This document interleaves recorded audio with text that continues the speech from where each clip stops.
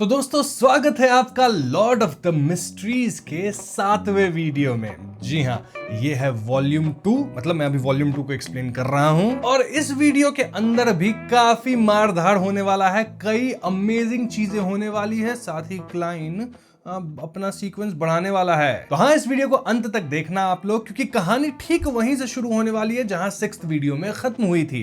याद है ना, 6th वीडियो के अंदर लैनिवस गया, निपटा दिया क्लाइंस को, ले लिया था कैप्टन डन का बदला। तो अब क्लाइन जाएगा कुछ नए एडवेंचर्स पे और चीजें बहुत ज्यादा इंटरेस्टिंग होने वाली है। तो बिना किसी देरी के चलिए शुरू करते हैं। तो चैप्टर 289 के अंत में लैनिवस खत्म हो गया था और चैप्टर 290 ठीक वहीं से शुरू होता है। सबसे पहले तो मंडे आ चुका है, तो क्लाइन करता है ग्रे फॉग मीटिंग, और ग्रे फॉग मीटिंग में आज काफी सारी चीजें डिस्कस होने वाली हैं। सबसे पहले तो ऑड्री क्लाइन से कहती है कि मिस्टर फूल, आपका जो सिंपल मिशन था अब वो सक्सेसफुल हो गया, क्योंकि ऑड्री समझ गई थी कि मिस्टर फूल के लिए जो सिंपल चीज था उससे एक्चुअली में ट्रू क्रिएटर का जो डिसेंट हो रहा था लैनिवस के थ्रू, वो फॉइल कर दिया गया है। तो मिस्टर फूल सीधा डीटीज को पेलते हैं। अब ऑड्री को कौन बताए कि मिस्टर फूल तो कुछ नहीं है, बस नाटक कर रहे हैं। फूल भी यहाँ स्टाइल में कहता है कि ये ईस्ट बॉरो वाला जो एरिया है ना, ये सब हॉट बेड्स होता है इविल गॉड के डिसेंड करने के लिए। अब ये सब बातें सुन के एल्गर शॉक में था कि भैया एक हफ्ता पहले ही लैनिवस के बारे में बातें की गई थी और अभी एक हफ्ते के अंदर लैनिवस निपट भी गया। फिर मुझे पता चल रहा है कि ट्रू गॉड एक्चुअली में, मतलब ट्रू क्रिएटर जो है वो डिसेंड करने वाला था, उसको मिस्टर फूल रोक दिए। तो होता क्या है यहाँ टैरो क्लब में, इतनी बड़ी बड़ी बातें, इतनी बड़ी बड़ी चीजें, मजा आ रहा है भाई। इसके बाद मिस्टर वर्ल्ड यहाँ कुछ चीजें एक्सप्लेन करना शुरू करता है। पता है ना वर्ल्ड कौन है? अपना फूल ही है, क्लाइन। एक अपना वो क्या कहते हैं, स्मर्फ अकाउंट बिठा के रखा है। तो हाँ, मिस्टर वर्ल्ड बताता है कि कैसे जो चाइल्ड लेबरर्स होते हैं ईस्ट बॉर्डर जैसे एरिया में, देन जो इन जनरल लोग होते हैं वो 30 साल भी नहीं जी पाते क्योंकि उनकी कंडीशंस इतनी खराब होती है। तो वहां पे बहुत ज्यादा गम है, बहुत पीड़ा है, और ऐसे ही नेगेटिव इमोशंस वाली जगह पे ही जो ये इविल गॉड्स होते हैं डिसेंड करना चाहते हैं, उससे ही इविल गॉड्स को पावर मिलती है। यहाँ तक कि ईस्ट बॉर्डर में तो एक कहावत भी चलती है कि अगर आप वहां किसी ग्रैंडफादर को देख रहे हो ना, तो वो वहां से नहीं होगा, कंट्री साइड से होगा, क्योंकि कोई वहां उतनी एज तक जी ही नहीं पाता, इतनी खराब कंडीशंस हैं। अब फूल वर्ल्ड से ये सब बातें इसलिए बुलवा रहा था ताकि ऑड्री इन बातों को सुन सके, समझ सके। याद है ना, ऑड्री नोबल है, बहुत ही हाई पोस्ट पे है, बहुत अच्छे फैमिली से है, तो वो जब आगे चल के किसी हाई पोस्ट पे पहुंचेगी तो इन चेंजेस को ला सकती है जिससे लोगों की जो लिविंग कंडीशन ईस्ट बॉर्डर के अंदर है वो ठीक हो सके। ऑड्री भी इन बातों को सुनती है और समझती है कि भाई मैं तो बस बुक्स में पढ़ती थी, पेपर्स में पढ़ती थी कि लोग वहां बुरी तरह से रह रहे हैं, लेकिन मुझे ग्राउंड रियलिटी नहीं पता थी कि हाल इतना ज्यादा खराब है। खैर, तो ये बातें होने के बाद एक जो रोजेल की डायरी की पेज बची थी, अब वो अपना जो बंदा है एल्गर लाके देता है और मिस्टर फूल पढ़ना उसको शुरू करते हैं। रोजेल यहाँ लिखे थे कि जब भी कोई हाई सीक्वेंस का बियॉन्डर अनकॉन्शियस होता है, मतलब उसकी पावर्स को सील नहीं किया गया है, तो वो न चाहते हुए भी लो या मिड सीक्वेंस बियॉन्डर्स को अपनी तरफ आकर्षित करता है। This is kind of law of attraction, and usually ये सेम पाथवे वालों के साथ होता है। And this kind of answers our question. देखो, क्लाइन जब से बैकलैंड में आया है वो तुरंत ही अपने ही सीक्वेंस वाले सीक्वेंस 5 मैरियंटिस से एक भिड़ गया था, हरा भी दिया क्लाइन किसी तरह उसको। तो ये चीजें कोइंसिडेंस तो हो ही सकती है, बट अपार्ट फ्रॉम कोइंसिडेंस कई बार ऐसा भी होता है कि सेम पाथवे के जो बियॉन्डर्स होते हैं हाई वाले, वो लो वालों को अपनी तरफ अट्रैक्ट करते हैं। So this is how it works. या फिर पता नहीं ये सब 0-08 लिख रहा होगा, वो बहुत हरामी कलम है भाई, बता रहा हूं, सील्ड आर्टिफैक्ट 0-08 वेरी डेंजरस। और हाँ, यहाँ एक और बात है कि सीक्वेंस जितना ज्यादा हाई होगा, अट्रैक्शन जो ये है वो उतना ज्यादा स्ट्रॉन्ग होता है। बट देन अगेन आपको ध्यान रखना है कि ये हमेशा नहीं होता, कंटिन्यूअस चलने वाली चीजें नहीं है, कभी कभी होती है, कभी कभी नहीं होती है, और कभी भी हो सकती है। खैर, इसके बाद रोजेल लिखे थे कि आज मुझे मिला टेस्ट ऑफ डीमनस। समझ गए टेस्ट ऑफ डीमनस मतलब क्या है? मतलब डीमनस सेक्ट की कोई औरत जो कि शायद प्लेजर लेवल पे होगी, उनसे मिल गया एम्परर रोजेल को प्लेजर। समझ जाओ बात। और यहाँ क्लाइन में सोच रहा है कि एम्परर साहब, रोजेल अंकल, आपको पता है ना वो हो सकता है पहले लड़का हो, तो ये बात ध्यान में रखना। देन एम्परर रोजेल यहाँ एक बहुत इंपॉर्टेंट चीज लिखे थे। वो लिखे थे कि मैं अपना सेकंड ब्लास्फेमी कार्ड बना चुका हूं और अब मैं इसे छिपाऊंगा। कैसे छिपाऊंगा? वेल, इसको मैं एक बुकमार्क बनाऊंगा और उसे एक बहुत इंपॉर्टेंट बुक के अंदर रख दूंगा। अब क्योंकि वो बुक इंपॉर्टेंट होगी तो लोग बुक पे ध्यान देंगे, तो बुकमार्क पे ध्यान नहीं देंगे, और उसी बुकमार्क के अंदर होगा मेरा ये सेकंड कार्ड ऑफ ब्लास्फेमी। अब क्लाइन यहाँ सोच रहा है, अरे रोजेल साहब बता देते कम से कम कौन बुक है, वहां से जाके मैं चुराता, कुछ तो करता, बताए भी नहीं। Very sad. और पता है ना, एम्परर का जो कार्ड ऑफ ब्लास्फेमी है उस पे डिविनेशन नहीं किया जा सकता, कुछ भी नहीं हो सकता, एंटी डिविनेशन, एंटी ट्रैकिंग सब है। तो पता नहीं अब क्लाइन को ये मिलेगा या नहीं।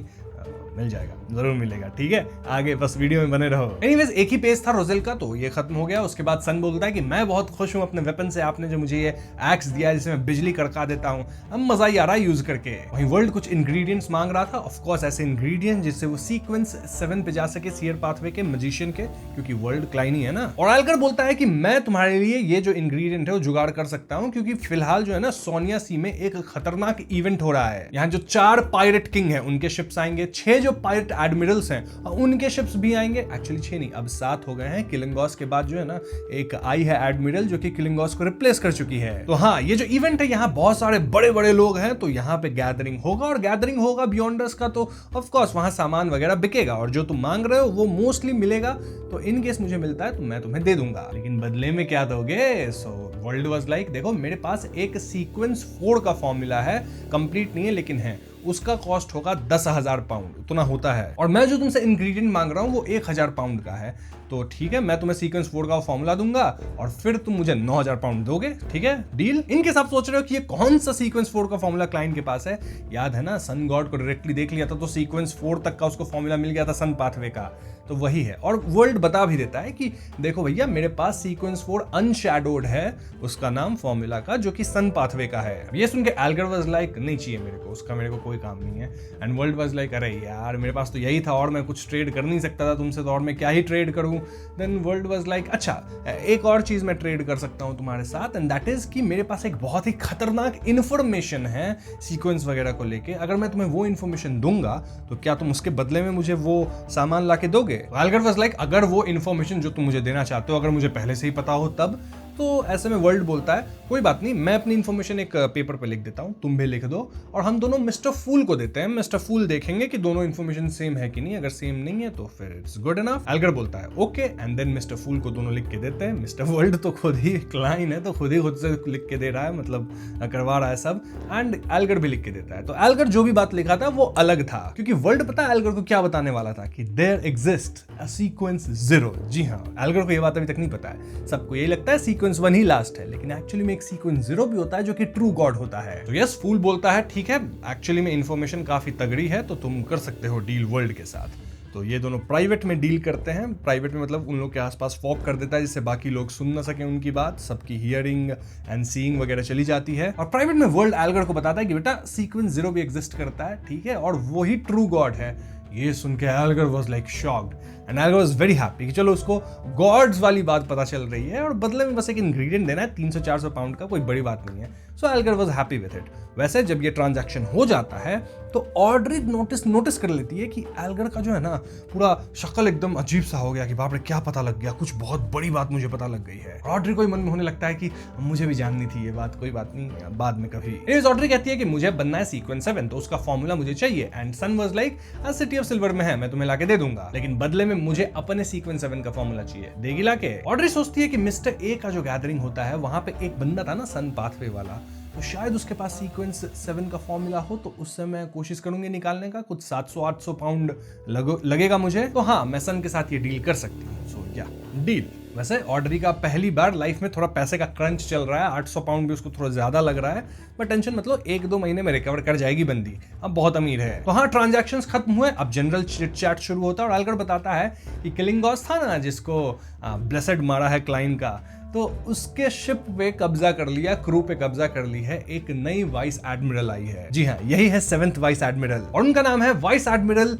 Element Maiden Tracy. वो खुद को बुलाती है वाइस एडमिरल एलमेंट। क्यों बुलाती है? क्योंकि उसके आसपास जो कुछ भी होता है ना उसको अजीब तरह का बीमारी हो जाता है। उसकी पावर्स कुछ black flame, curses and ice से रिलेटेड है। और हाँ, जो शिप वो कैप्चर की है उसका वो नाम चेंज करके ब्लैक डेथ रख चुकी है।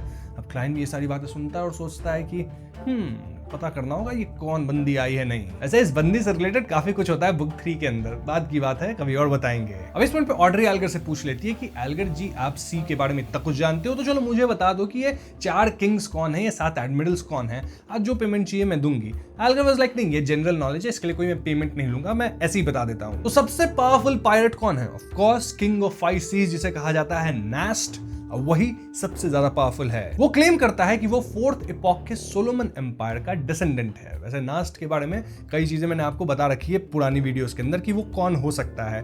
क्लाइन को इसे पता चल गया था एम्परर रोजेल की डायरी को पढ़ के। नास्ट के अंदर कई हाई सीक्वेंस बियॉन्डर्स है, साथ ही उसका जो शिप है एक घोस्ट शिप जैसा है। शिप का नाम है ब्लैक एम्परर, जो कि उस पुराने एम्पायर का एक रेलिक माना जाता है। इन शॉर्ट शिप भी उसका काफी स्ट्रांग है। नास्ट ऑर्डर का इस्तेमाल करने में काफी माहिर है। वो अपने दुश्मनों को खींचकर उस बैटलफील्ड में ले जा सकता है जहां वो सबसे ज्यादा स्ट्रांग होता है और वहां अजीब से फैसिनेटिंग इफेक्ट्स क्रिएट करता है। ये भी कहा जाता है कि नास्ट दुनिया का सबसे पुराना पायरेट है। र्यूमर्स के हिसाब से वो 100 ईयर्स से भी ज्यादा उम्र का है और रोजेल के एरा से ही 5 सीज में एक्टिव रहा है, लेकिन एक्चुअल में वो कितना पुराना है ये किसी को नहीं पता। अब बाकी पायरेट किंग्स के बारे में ज्यादा इंफॉर्मेशन नहीं है, नास्ट के बारे में ज्यादा है क्योंकि ऑफ कोर्स नास्ट सबसे ज्यादा फेमस एंड स्ट्रांग है। वैसे एक ओनर ऑफ डॉन भी है जिसके बारे में हम बस इतना जानते हैं कि वो एक खूबसूरत औरत है। पहले वो वॉरलॉक थी और अब एक डेमीगॉड बन चुकी है। वो खुद को क्वीन मिस्टिक के नाम से बुलाती है। तो या 4 किंग्स वगैरह के बारे में ये इंफॉर्मेशन है। अब हम लोग आते हैं एडमिरल्स या वाइस एडमिरल्स पे। तो ब्लैक ट्यूलिप का ओनर है लडवेल, जो कि पहले किंग ऑफ द 5 सीज का ही एक आदमी था। बाद में वो अलग हो गया और खुद को एडमिरल हेल कहने लगा। लोग कहते हैं कि उसका न्यूमिनस एपिस्कोपेट के साथ कुछ न कुछ कनेक्शन भी बन चुका है। अब न्यूमिनस एपिस्कोपेट के बारे में अगर आपको याद नहीं तो मैं याद दिला दूं कि ये वो एक ग्रुप है, सीक्रेट ऑर्गेनाइजेशन, जो कि डेथ को रिवाइव करना चाहते हैं। डेथ कौन? वेल, वो काइंड ऑफ एक गॉड था 4th एपॉक के दौरान, ऐसा कहा जाता है, जो कि खत्म हो गया था समहाउ, एंड उसको ही ये लोग रिवाइव करना चाहते हैं। वैसे जब भी मैं डेथ बोलता हूं तो मेरे दिमाग में अजिक भी आ जाते हैं, ठीक है। एनीवेज, लडवेल जो है वो एक बहुत पावरफुल मीडियम है जो स्पिरिट वर्ल्ड के अलग अलग क्रीचर्स को कंट्रोल कर सकता है। उसकी प्रेजेंस ही लोगों को डर और अजीब सी फीलिंग देती है। ये अफवाह भी है कि उसके पास एक रिंग है जो एंशिएंट एरा के डेथ ने छोड़ी थी। देन आती है एडमिरल ऑफ स्टार्स कैटलेया। पहले क्वीन मिस्टिक की फॉलोअर थी, लेकिन दोनों का रिश्ता काफी पहले बिगड़ गया। रूमर के हिसाब से इसकी वजह यह थी कि कैटलेया ने एक सीक्रेट ऑर्गेनाइजेशन ज्वाइन कर ली थी जिससे क्वीन मिस्टिक नाराज हो गई। और जो इन्फॉर्मेशन एल्गर के पास है उसके हिसाब से ये सीक्रेट ऑर्गेनाइजेशन थी मोसेस एसेटिक ऑर्डर। अब मोसेस एसेटिक ऑर्डर कौन सी ऑर्गेनाइजेशन है इसके बारे में मैंने आपको बता रखा है, लेकिन फिर से मैं शॉर्ट में याद दिला देता हूं कि ये वही ऑर्गेनाइजेशन है जिसके पास मिस्ट्री प्रायर पाथवे है और वो लोग हिडन सेज को पूजते हैं। याद है ना, ओल्ड नील जो थे वो भी मिस्ट्री प्रायर से थे और वो करप्ट हो गए थे। कैसे? कारण शायद हिडन सेज ही थी या था। इसके बाद एल्गर बताता है एडमिरल ऑफ ब्लड सेनोर के बारे में। उसके बारे में शक है कि वो पूरा इंसान नहीं है। फिर आता है वाइस एडमिरल डीप सी हाउल कॉन्स्टेंटीन, जिसके खून का कुछ हिस्सा सी मॉन्स्टर्स से मिलता है। उसके बाद vice admiral Iceberg Edwina Edwards का नाम आता है और साथ ही vice admiral Dusk Bulatov Ivan का भी। सो यस, ये थी एडमिरल्स के बारे में इंफॉर्मेशन। वैसे अगर आप कंफ्यूज हो रहे हो, समझ में नहीं आ रहा, तो टेंशन मतलब बुक 2 में एडमिरल्स को लेकर ज्यादा कुछ है नहीं, लेकिन बुक 3 में सिर्फ यही है। तो वहां इन्हीं हर चीज बहुत अच्छे से क्लियर हो जाएगी क्योंकि बुक 3 का नाम है ट्रैवलर, वॉल्यूम 3, बुक 3 नहीं बट बुक बोल देता हूं, कोई बात नहीं। हाँ, तो उसका नाम है ट्रैवलर और वहां क्लाइंब सी पे ही होगा, तो वहां पे काफी चीजें, ये सारी चीजें क्लियर हो जाएंगी। सो चिल है, कोई दिक्कत वाली बात नहीं। अब यहाँ से ऑर्डरी टॉपिक स्विच करती है और वो बात करना शुरू करती है कि कैसे बैकलैंड में 11 कत्ल हुए हैं, वही जो सीरियल मर्डर्स हो रहे थे। वैसे 10 हुए हैं, 11वां जो था वो अलग था। वो कैसे अलग था वो आपको पता चल ही गया है लास्ट वीडियो में। और ऑर्डरी यहाँ समझाती है कैसे विमेन के पार्ट्स को खाया जा रहा है ऑल दैट। एंड एल्गर बोलता है कि जरूर ये डेविल वर्शिपर्स हैं, लेकिन डेरिक सुनता और बोलता है अरे मैं तो जानता हूँ इस रिचुअल को, मुझे पता है वो ऐसा क्यों कर रहा है। डेरिक के हिसाब से सिटी ऑफ सिल्वर के डेविल स्टडीज में इसका जिक्र है। ये काफी पुराना रिचुअल है जिसका इस्तेमाल डेविल्स करते हैं अपने एडवांसमेंट के लिए। जी हाँ, किसी एक पर्टिकुलर सीक्वेंस से ऊपर वाले सीक्वेंस पे जाने के लिए। और ज्यादातर इसका इस्तेमाल होता है सीक्वेंस 6 से सीक्वेंस 5 तक जाने के लिए। ये कोई ऐसा सेरेमनी नहीं होता जिसमें इंसान डेविल को खुश करे। ये एक्चुअली एक ऐसी सेरेमनी होती है जिसमें डेविल खुद उनकी एडवांसमेंट में मदद करता है। वैसे एबिस पाथवे जो होता है ना, उसका सीक्वेंस 6 है, उसे ही हम डेविल कहते हैं। टेंशन मतलब एक वीडियो बना रहा हूं मैं, ऑलरेडी काम उस पर चल रहा है, जहां मैं सारे पाथवे को अच्छे से एक्सप्लेन कर दूंगा। नाउ डेरिक बताता है कि जिन औरतों को भी मारना होता है, जैसे डेविल खाता है बेसिकली, वो 13 साल से 49 ईयर्स के बीच में होनी चाहिए। देन हर कत्ल के बीच कम से कम 3 दिन का गैप होना चाहिए। उससे जल्दी किया तो कंट्रोल लूज हो जाएगा और ज्यादा से ज्यादा 9 दिन का ही गैप होना चाहिए। उससे अगर लेट कर दिया तो पूरा जो रिचुअल है वो रीसेट हो जाएगा। देन कुछ स्पेसिफिक नंबर ऑफ वुमेन को मारना पड़ता है, मतलब जो मार रहा है उससे अब 4-5 ही और मारना है, ज्यादा नहीं। देन डेविल विक्टिम्स का ऑर्गन्स खाता है। उसके बाद वायलेंट और ब्लड थर्स्टी स्टेट में हो जाता है अंटिल सेटिस्फाइड नहीं हो फिर से। तो यस, क्लाइन ये सब सुनता है और उसे पता चल जाता है ओके, तो यहाँ ये खेल है। एक बियॉन्डर एक्चुअली में अपना सीक्वेंस बढ़ाना चाहता है, जिस कारण से वो ये गंदा सा रिचुअल कर रहा है और कई लोगों को इसके बारे में नहीं पता। खैर ये सब बात भी हो गई। अब यहाँ कुछ एक नॉर्मल चिट चैट होती है जहाँ ऑड्री पूछती है कि भाई बियॉन्ड द गैदरिंग्स होती है, वहां पोशन फॉर्मूलाज क्यों नहीं मिलते। और अलगर बताता है कि एक बात बताओ, अगर तुम्हें कुछ उल्टा सीधा कोई लिख के दे दे फॉर्मूला पे, तो तुम्हें कैसे पता कि वो ओरिजिनल फॉर्मूला है? तुम तो ठगा जाओगी। जब तक वहां कोई नोटरी या अप्रेजर नहीं हो जो कि उस फॉर्मूला को चेक कर सकते, उसके ऑथेंटिसिटी को चेक कर सके, तब तक फॉर्मूला को बेचना इतना आसान नहीं होता। दूसरी बात कि फॉर्मूला तो ऐसे ही बहुत लोग ले लेंगे, लेकिन उसको कंट्रोल नहीं कर पाएंगे, लोगों को एक्टिंग मेथड आती नहीं, तो फिर वो कंट्रोल भी लूज कर जाएंगे। तो इस कारण से फॉर्मूलाज ऐसे खुले मार्केट्स में इजीली नहीं बिकते। तो हाँ, इस बात के बाद डेरिक भी अपनी कुछ बातें बोलना शुरू करता है कि हम सिटी ऑफ सिल्वर के अंदर एक एक्सपेडिशन किए थे, तो हमें एक वहां पे एक बहुत ही पुराना टूटा फूटा एक टेंपल मिला था। वहां एक मूर्ति थी, एक उल्टे लटके हुए आदमी की, जिसके पैर चेंड थे, ऐसे आंख था एक। तो कौन है वो? बाकी लोग बोले पता नहीं, होगा कोई ऐसे ही इविल गॉड या ऐसे ही कुछ होगा। बट क्लाइन मन में तुरंत सोचा, अरे ये तो ट्रू क्रिएटर है साला, ये ट्रू क्रिएटर कैसा भगवान है, ये सिटी ऑफ सिल्वर तक में मौजूद है। सिर्फ मौजूद नहीं, लिटरली अपना टेंपल बना के बैठा है। तो क्लाइन फूल के अवतार में बोलता है वो है फॉलन क्रिएटर। ट्रू क्रिएटर नहीं बोला, fallen creator, as if Klein ही उसको फॉल करवाया है। वैसे करवाता रहता है, क्लाइन उसको बार बार उसके डिसेंट को रोकता है। But the question here is कि ट्रू क्रिएटर की स्टैच्यू सिटी ऑफ सिल्वर में कैसे है? क्या उसका सिटी ऑफ सिल्वर से कुछ कनेक्शन है? और क्या ट्रू क्रिएटर की वजह से ही सिटी ऑफ सिल्वर का आज ये हाल है? Something to think about. ये सब आपको आगे धीरे धीरे नए नए बुक्स में पता चलती रहेगी। फॉर नाउ क्लाइन बताता है कि ट्रू क्रिएटर के जो फॉलोअर्स होते हैं वो सीक्रेट सप्लाइंट पाथवे पे होते हैं। आप लोगों को ये बात पता होगा। उसका सीक्वेंस 8 है लिसनर, देन सीक्वेंस 7 है शैडो एसेटिक, सीक्वेंस 6 है रोज बिशप, और सीक्वेंस 5 क्या है? शेपर्ड। हाँ, यही पाथवे है शेपर्ड वाला। और ये सुन के डेरिक सोचता है एक मिनट, हमारे यहाँ जो एक एल्डर है लोविया, वो भी तो शेपर्ड है, तो क्या वो ट्रू क्रिएटर से समहाउ इंस्पायर्ड है? क्योंकि ऐसा हो सकता है। अब यहाँ मैं आपको एक चीज बता दे रहा हूँ जो कि बुक में काफी आगे आती है, इनफैक्ट 3rd बुक में, बट स्टिल मैं आपको बता देता हूँ कि देखो इसका सीक्वेंस 8 क्या है? लिसनर। और जब आप लिसनर बनते हो ना, तो एनी हाउ आप सुन सकते हो, नाम से ही आप समझ रहे होगे, आप अजीब अजीब बातें, कुछ आवाजें सुन सकते हो। और लिसनर बन के आप मोस्टली ट्रू क्रिएटर की भी आवाज सुनोगे और आप करप्ट हो ही जाओगे। तो जो भी सीक्रेट सप्लाइंट पाथवे पे होता है जो कि सीक्वेंस 8 से ऊपर है, इट्स हाईली प्रोबेबल कि वो ऑलरेडी करप्ट है। नो वंडर कि शेपर्ड जो होते हैं वो इतने ज्यादा ब्रूटल होते हैं। इसीलिए मन में ये क्वेश्चन आता है कि सिटी ऑफ सिल्वर के अंदर जो एक एल्डर है लोविया, जो कि सीक्वेंस 5 शेपर्ड है, तो क्या वो ऑलरेडी ट्रू क्रिएटर द्वारा करप्टेड है? समथिंग टू थिंक अबाउट, सोचना इस बारे में। एनीवेज, तो यहाँ मीटिंग खत्म हो जाती है, मीटिंग खत्म होती है, सब लोग चले गए। फिर क्लाइन ग्रे फॉग में ही बैठा होता है और वो बैज निकालता है जो उसको लेनोवस के पास से मिला था। बैज पे लिखा था कि अगर ये तुम्हारे पास है तो तुम मीटिंग अटेंड कर सकते हो। क्लाइन उसके अंदर थोड़ी स्पिरिचुअलिटी झोंक देता है। स्पिरिचुअलिटी मारते क्लाइन को दिखता है कि बैज के ऊपर एंशिएंट फेसक में लिखा था 4 जनवरी 1350 को 8 PM पे बैबुर वैली में एक मीटिंग होने वाली है। मतलब अगले ही साल 1349 चल रहा है, 1350 में ये मीटिंग है। एंड क्लाइन सोचता है कि देखा जाएगा मीटिंग अटेंड करे या नहीं। बट एक और बात है कि बाबर वैली जो है वो एक्चुअली 100 किलोमीटर्स लंबा है, तो वहां कहाँ हो सकता है शायद ये बैज ही लोकेशन ट्रैकिंग जैसा कुछ एक्टिवेट करे, उस तरह से एक्ट करे और मुझे स्पेसिफिक जगह पे पहुंचा दे।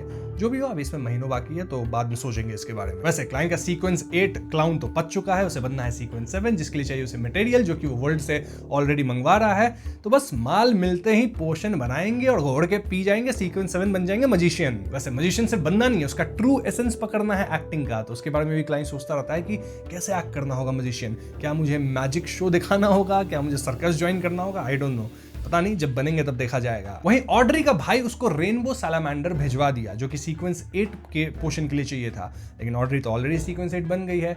बट अब माल जब आ ही गया है तो चलो इसका पोशन बना के सूजी को पिला दी जाए। वहीं शाओ की बात की जाए तो उसको भी पैसे मिलने वाले हैं, पुलिस से भी प्लस ऑड्री से भी।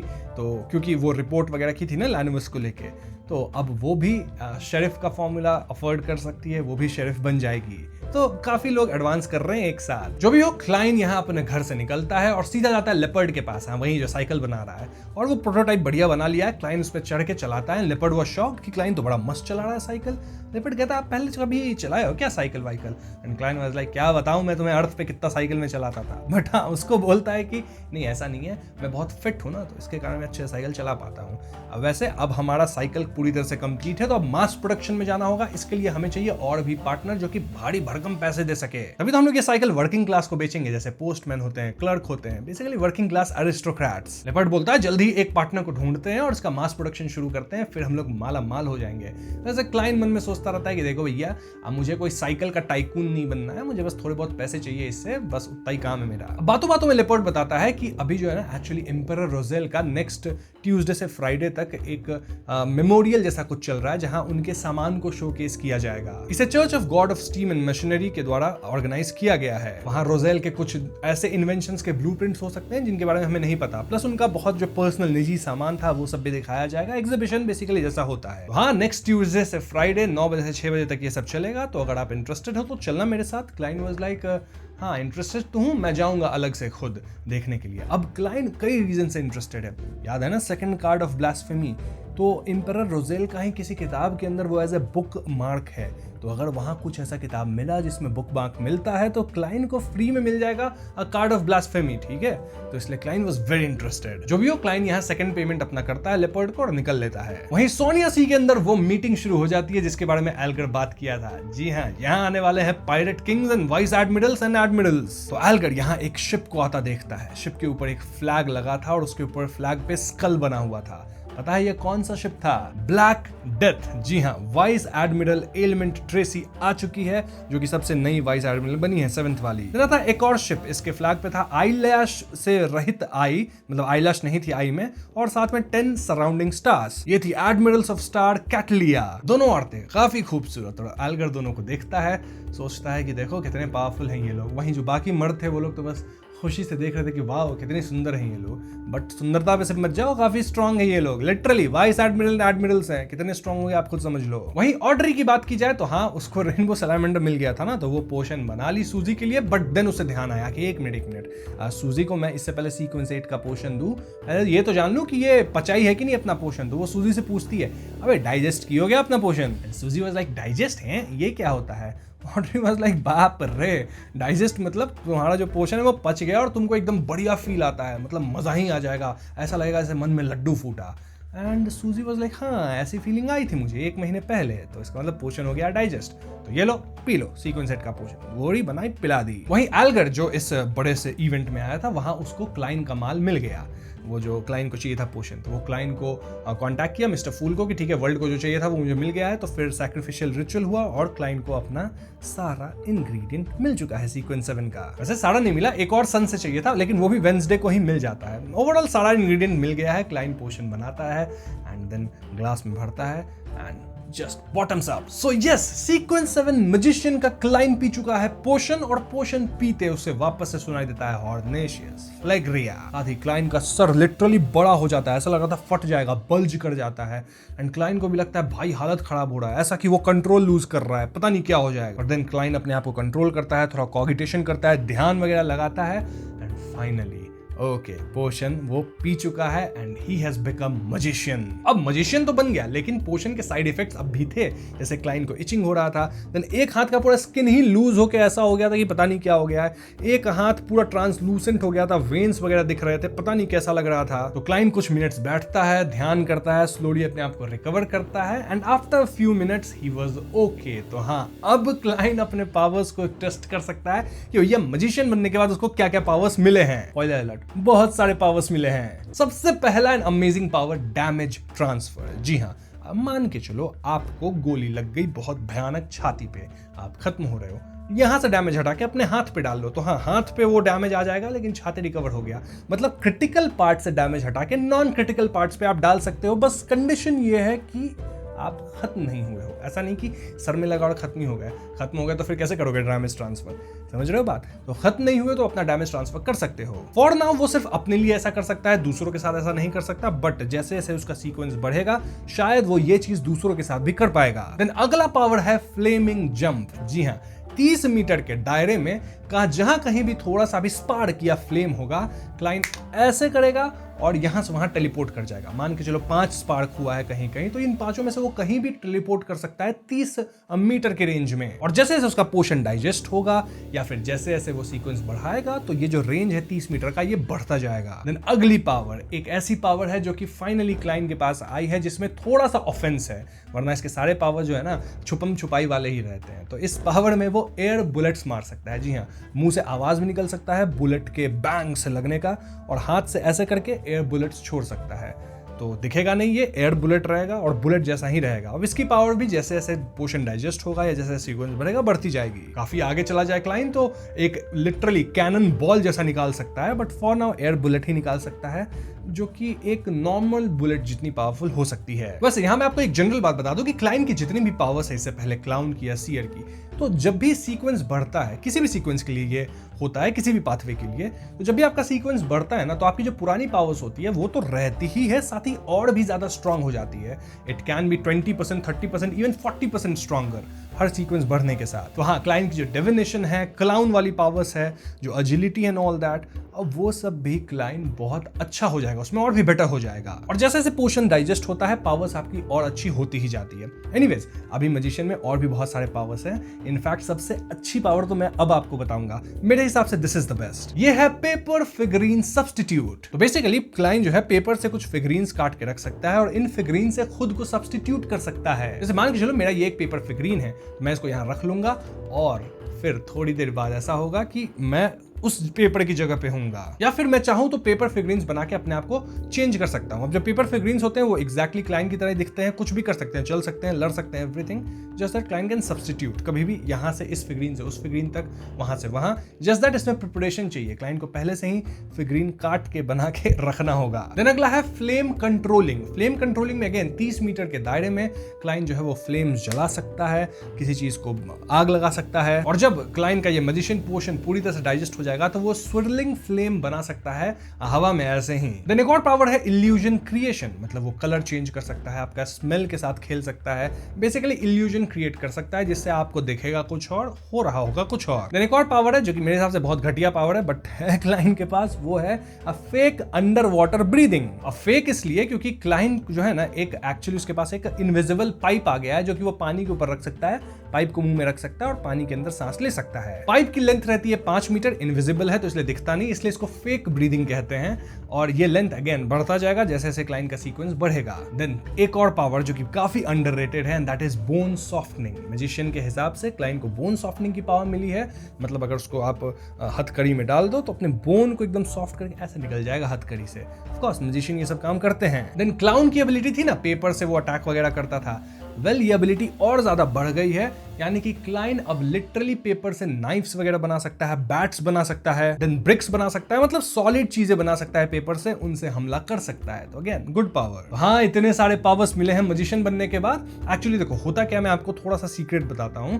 देखो सीक्वेंस 9 और 8 लो सीक्वेंस होता है, वहां आपको बस छोटी मोटी बचकानी पावर्स मिलती हैं। देन सीक्वेंस 7 से मिड सीक्वेंस शुरू हो जाता है, तो 7 पे आपको काफी ज्यादा पावर मिलेगा, फिर 6 पे 5 पे ऐसा बहुत पावर नहीं मिलेगा, 1-2 ही मिलेगा। बट देन 4 से हाई सीक्वेंस शुरू हो जाता है, अगेन वहां आपको बहुत ज्यादा भर भर के पावर मिलेगा। तो हाँ, एक सीक्वेंस 8 और 7 में बहुत डिफरेंस होता है, 9-8 में ज्यादा नहीं होता, लेकिन 8-7 में बहुत होता है। वहीं 7-6-5 में बहुत डिफरेंस नहीं होगा, थोड़ा थोड़ा ऑफकोर्स ज्यादा डिफरेंस रहता है, बट 5 और 4 में बहुत ज्यादा डिफरेंस होगा। समझ रहे हो इस कॉन्सेप्ट को ध्यान रखना, आगे काम आएगा। एनीवेज, क्लाइन सोचा चलो निकलते हैं बाहर, थोड़ा बार बार घूम के आते हैं, ब्रेव हार्ट्स क्या चल रहा है देखते हैं। लेकिन तभी मून जो था, मतलब नॉर्मल था माहौल पूरा एनवायरनमेंट, लेकिन जो मून था वो अचानक से फुल मून हो जाता है, वो भी ब्लड रेड। अब ये जो फिनोमेनन है एक्चुअली इस यूनिवर्स में होता है, और ये क्यों होता है ये किसी को नहीं पता। ये साल में 1 बार भी हो सकता है, 4 बार भी, 5 बार भी, एकदम रैंडमली होता है। और होता बेसिकली यही है कि मौसम एकदम सिंपल सा रहेगा, लेकिन अचानक से मून फुल हो जाएगा और ब्लड रेड हो जाएगा।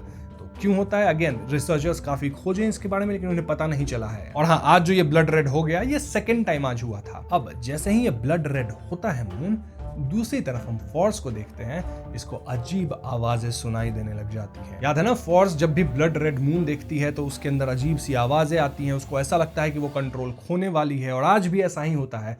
फोर्स को आवाजें सुनाई देती हैं। In fact force was pretty sure कि दिस इज इट, इस बार मैं कंट्रोल खोने ही वाली हूँ। वो God of steam and machinery को प्रे करने लगती है, लेकिन कुछ नहीं होता है। वो अपना नाखून पूरा दबाने लगती है फ्लोर पे, नाखून टूट जाते हैं उसका दिमाग खराब हो रहा है, हेयर्स थिक हो रहे हैं, मतलब वो कंट्रोल लूज करने ही वाली है कि तभी उसे वो बुक मिलता है जिसके अंदर शाओ को वो फूल वाला मिला था, जो होता है ना फूल का चैंटिंग जो है। तो फोर्स एनीहाउ खत्म ही हो रही थी, सोची क्या करे, चलो वो फूल वाला ही पढ़ लेती है।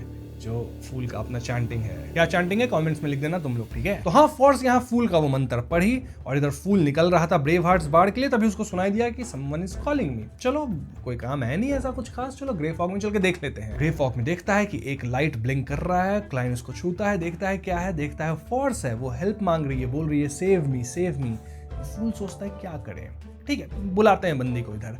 फोर्स को वो ग्रे फॉग में खींच लेता है और जैसे ही फोर्स ग्रे फॉग में आती है उसको आवाजें सुनाई देना बंद हो जाती है, क्योंकि of course grey fog Klein को शील्ड करता है इस तरह की आवाजों से या किसी भी चीज से। सिर्फ क्लाइन को नहीं, ग्रे फॉग के अंदर जो भी होगा उसको शील्ड करेगा। तो हाँ, फोर्स को क्लाइन लिटरली बचा लिया यहाँ, क्योंकि वो कंट्रोल ऑलमोस्ट लूज कर ही दी थी। अब फोर्स बच गई, तब उसको अचानक ध्यान आया कि एक मिनट मैं क्या चैंटिंग कर ली, किसी इविल गॉड वगैरह को बुला ली क्या, कहां मैं आ गई हूँ, कौन सी जगह, एक मिनट वहां कौन बैठा है टेबल के ऊपर, एंड यहाँ क्लाइन बैठा हुआ एज फूल। और फोर्स पूछती है आप कौन हैं, क्या आप गॉड हैं, क्या है। क्लाइन बोलता है मैं कोई नहीं, मैं हूं मिस्टर फूल, तुम मुझे मिस्टर फूल बुला सकती हो। अब मिस्टर फूल का नाम थोड़ा बहुत तो चलने लग गया था, तो फोर्स को पता चलता है एक मिनट ये वही मिस्टर फूल है क्या, ये तो गॉड है लिटरली। तो फोर्स को थोड़ा डर लग जाता है, वो फूल को देख तक नहीं रही थी, क्योंकि बोला जाता है गॉड्स को देखा नहीं जाता। वहीं फूल नोटिस करता है कि फोर्स जिस चेयर पे बैठी थी वहां पे ढेर सारे डोर्स पीछे बन रहे थे। मतलब फोर्स एक ऐसी बियॉन्डर है जो कि कुछ ऐसे पाथवे से है जिसका कनेक्शन डोर से है। अब अगर आपको याद हो तो मैंने पिछली वीडियो में बताया था कि एम्परर रोजेल के एक डायरी में मिस्टर डोर के बारे में काफी बातें लिखी थी, और ये जो भी मिस्टर डोर है ये बहुत हाई सीक्वेंस का बंदा था। तो क्या फोर्स का किसी तरह से मिस्टर डोर से कनेक्शन है, मतलब क्या कनेक्शन है पता नहीं, हो सकता है सेम सीक्वेंस पाथवे है शायद इसलिए। और क्या फोर्स को जो आवाजें सुनाई देती हैं वो मिस्टर डोर की ही आवाजें होती है? क्या मिस्टर डोर किसी तरह के मुसीबत में फंस गया था जहां वो आज तक फंसा है और वहां से हेल्प मांगता है लोगों से, तभी उसके सीक्वेंस पाथवे वाले लोगों को उसकी आवाज सुनाई देती है। बट द क्वेश्चन इज कि ब्लड रेड मून वाले दिन ही क्यों? सो यस, काफी सारे क्वेश्चंस क्लाइन के मन में आ रहे थे। अभी मैं आपको बस इतना बता सकता हूं कि क्लाइन जिस डायरेक्शन में सोच रहा है वो एक्चुअली में सही है। जो भी फोर्स यहाँ मिस्टर फूल से पूछती है कि मिस्टर फूल आप बताइए मुझे आवाजें क्यों सुनाई देती है, क्या कोई मुझे बुला रहा है, क्या कोई मुझे हार्म करना चाहता है? फूल वाज लाइक कि जरूरी नहीं कि तुम्हें कोई हार्म ही करना चाहता है, हो सकता है जो तुम्हें बुला रहा है वो एक्चुअली में तुमसे मदद मांग रहा हो। फिर फोर्स पूछती है अगर मदद मांग रहा है तो फिर मैं क्यों अपना कंट्रोल लूज करने वाली थी? और क्लाइन बोलता है क्योंकि तुम कमजोर हो, लेकिन अगर तुम अपने आप को स्ट्रांग बनाओगी, सीक्वेंस में आगे बढ़ोगी, तो शायद तुम इन आवाजों को सप्रेस कर पाओगी। इनफैक्ट वो जो भी है जो तुम्हें बुला रहा है, जिसकी आवाजें तुम्हें सुनाई देती है, शायद उसकी मदद भी कर पाओ। जो भी हो फोर्स यहाँ बताती है कि देखो मुझे 3-5 मिनट तक सुनाई देती है आवाजें, अब लेकिन अब तो ठीक हो गया, मैं ओके हूँ, तो मैं वापस जा सकती हूँ। एंड जहाँ तक बात है स्ट्रांग बनने की, तो मैं स्ट्रांग बनना चाहती हूँ, तो उसके लिए आपका जो ये जगह है मुझे इसे ज्वाइन करना है। क्या और भी लोग होते हैं? फूल बोला हाँ, यहाँ पे एक मीटिंग होती है मंडे को 3 बजे हर दिन, मतलब हर हफ्ते। एंड फोर्स वाज लाइक मैं भी ज्वाइन करना चाहती हूँ। क्लाइन बोलता है ओके, तुम टैरो क्लब की मेंबर बन सकती हो। इस क्लब को हम लोग टैरो क्लब कहते हैं और हम लोग टैरो कार्ड्स का ही नेम देते हैं। कुछ नेम्स ऑलरेडी लिए हुए हैं, बाकी जो बचे हैं इसमें से कोई सा ले लो। एंड फोर्स वाज लाइक मैं चुनती हूं the magician. So yes, tarot club की एक नई मेंबर आ चुकी है जिसका नाम है फोर्स और उसका एलियस नेम है द मैजिशियन। इसके बाद क्लाइन फोर्स को वापस भेज देता है and force is all normal now. वहीं क्लाइन मिस्टर डोर के बारे में सोच रहा होता है। वही बात है जो मैं अभी आपको बताया हूं कि आखिर ये मिस्टर डोर है कौन, कहां फंसा है, क्या वाकई जिंदा है, क्या उसकी ही आवाज फोर्स को आती है, ऑल दैट। क्लाइन ये सोचता है कि एक बार फोर्स जब स्ट्रॉन्गर हो जाएगी ना सीक्वेंस 5-6 के आसपास, तब उसके ड्रीम डेफिनेशन या कुछ तो करके जब उसको आवाजें आएगी तो मैं घुस के पता करूंगा कि ये मिस्टर डोर कौन है, ऑल दैट। फॉर नाउ इस बात को छोड़ दिया जाए। जो भी हो, क्लाइन अब ब्रेव हार्ट्स बार तो नहीं जाता, घर वापस आता है, सो जाता है। अगली सुबह उठता है, पेपर पढ़ता है और पेपर में लिखा था कि ब्लड मून की रात को वो सीरियल किलर फिर से स्ट्राइक किया, यानी उसका एक्चुअल 11th कत्ल हुआ। क्लाइन ये पढ़ के सोचता है यार मेरा भी मन करता है कि मैं सीरियल किलर को पकड़ूं, लेकिन चलो इसमें नहीं पढ़ते हैं। अर्न्स्ट वाले फर्म एंड गुड्स का एड था, पता है ना उसका मतलब क्या, यानी बियॉन्ड द गैदरिंग होने वाली है। तो अगले दिन होने वाली थी, डेट लिखा था, नॉक्स वगैरह था, तो क्लाइन सोच लेता है चलो कल तो जाएंगे बियॉन्ड द गैदरिंग में। अब गैदरिंग में जाने का रीजन ये था क्लाइन के लिए कि देखो क्लाइन के पास जो है ना अभी ऐसा कुछ है ही नहीं जिसे वो अच्छे से अटैक कर सके। उसकी जो भी एबिलिटीज है सब छुपने छुपाने वाली, ट्रिक्स वाली ऐसी है। एक बस वो एयर बुलेट जो उसको मिला है वही अटैक वाला है, वो भी कुछ खास तो नहीं है। और जहां तक बात आई स्पिरिट्स एंड रैट्स से डील करने की, तो वो तो क्लाइन कर ही नहीं सकता। क्लाइन के पास लिटरली कुछ नहीं उनसे डील करने के लिए, बस उनको आग लगा सकता है, इससे ज्यादा कुछ नहीं।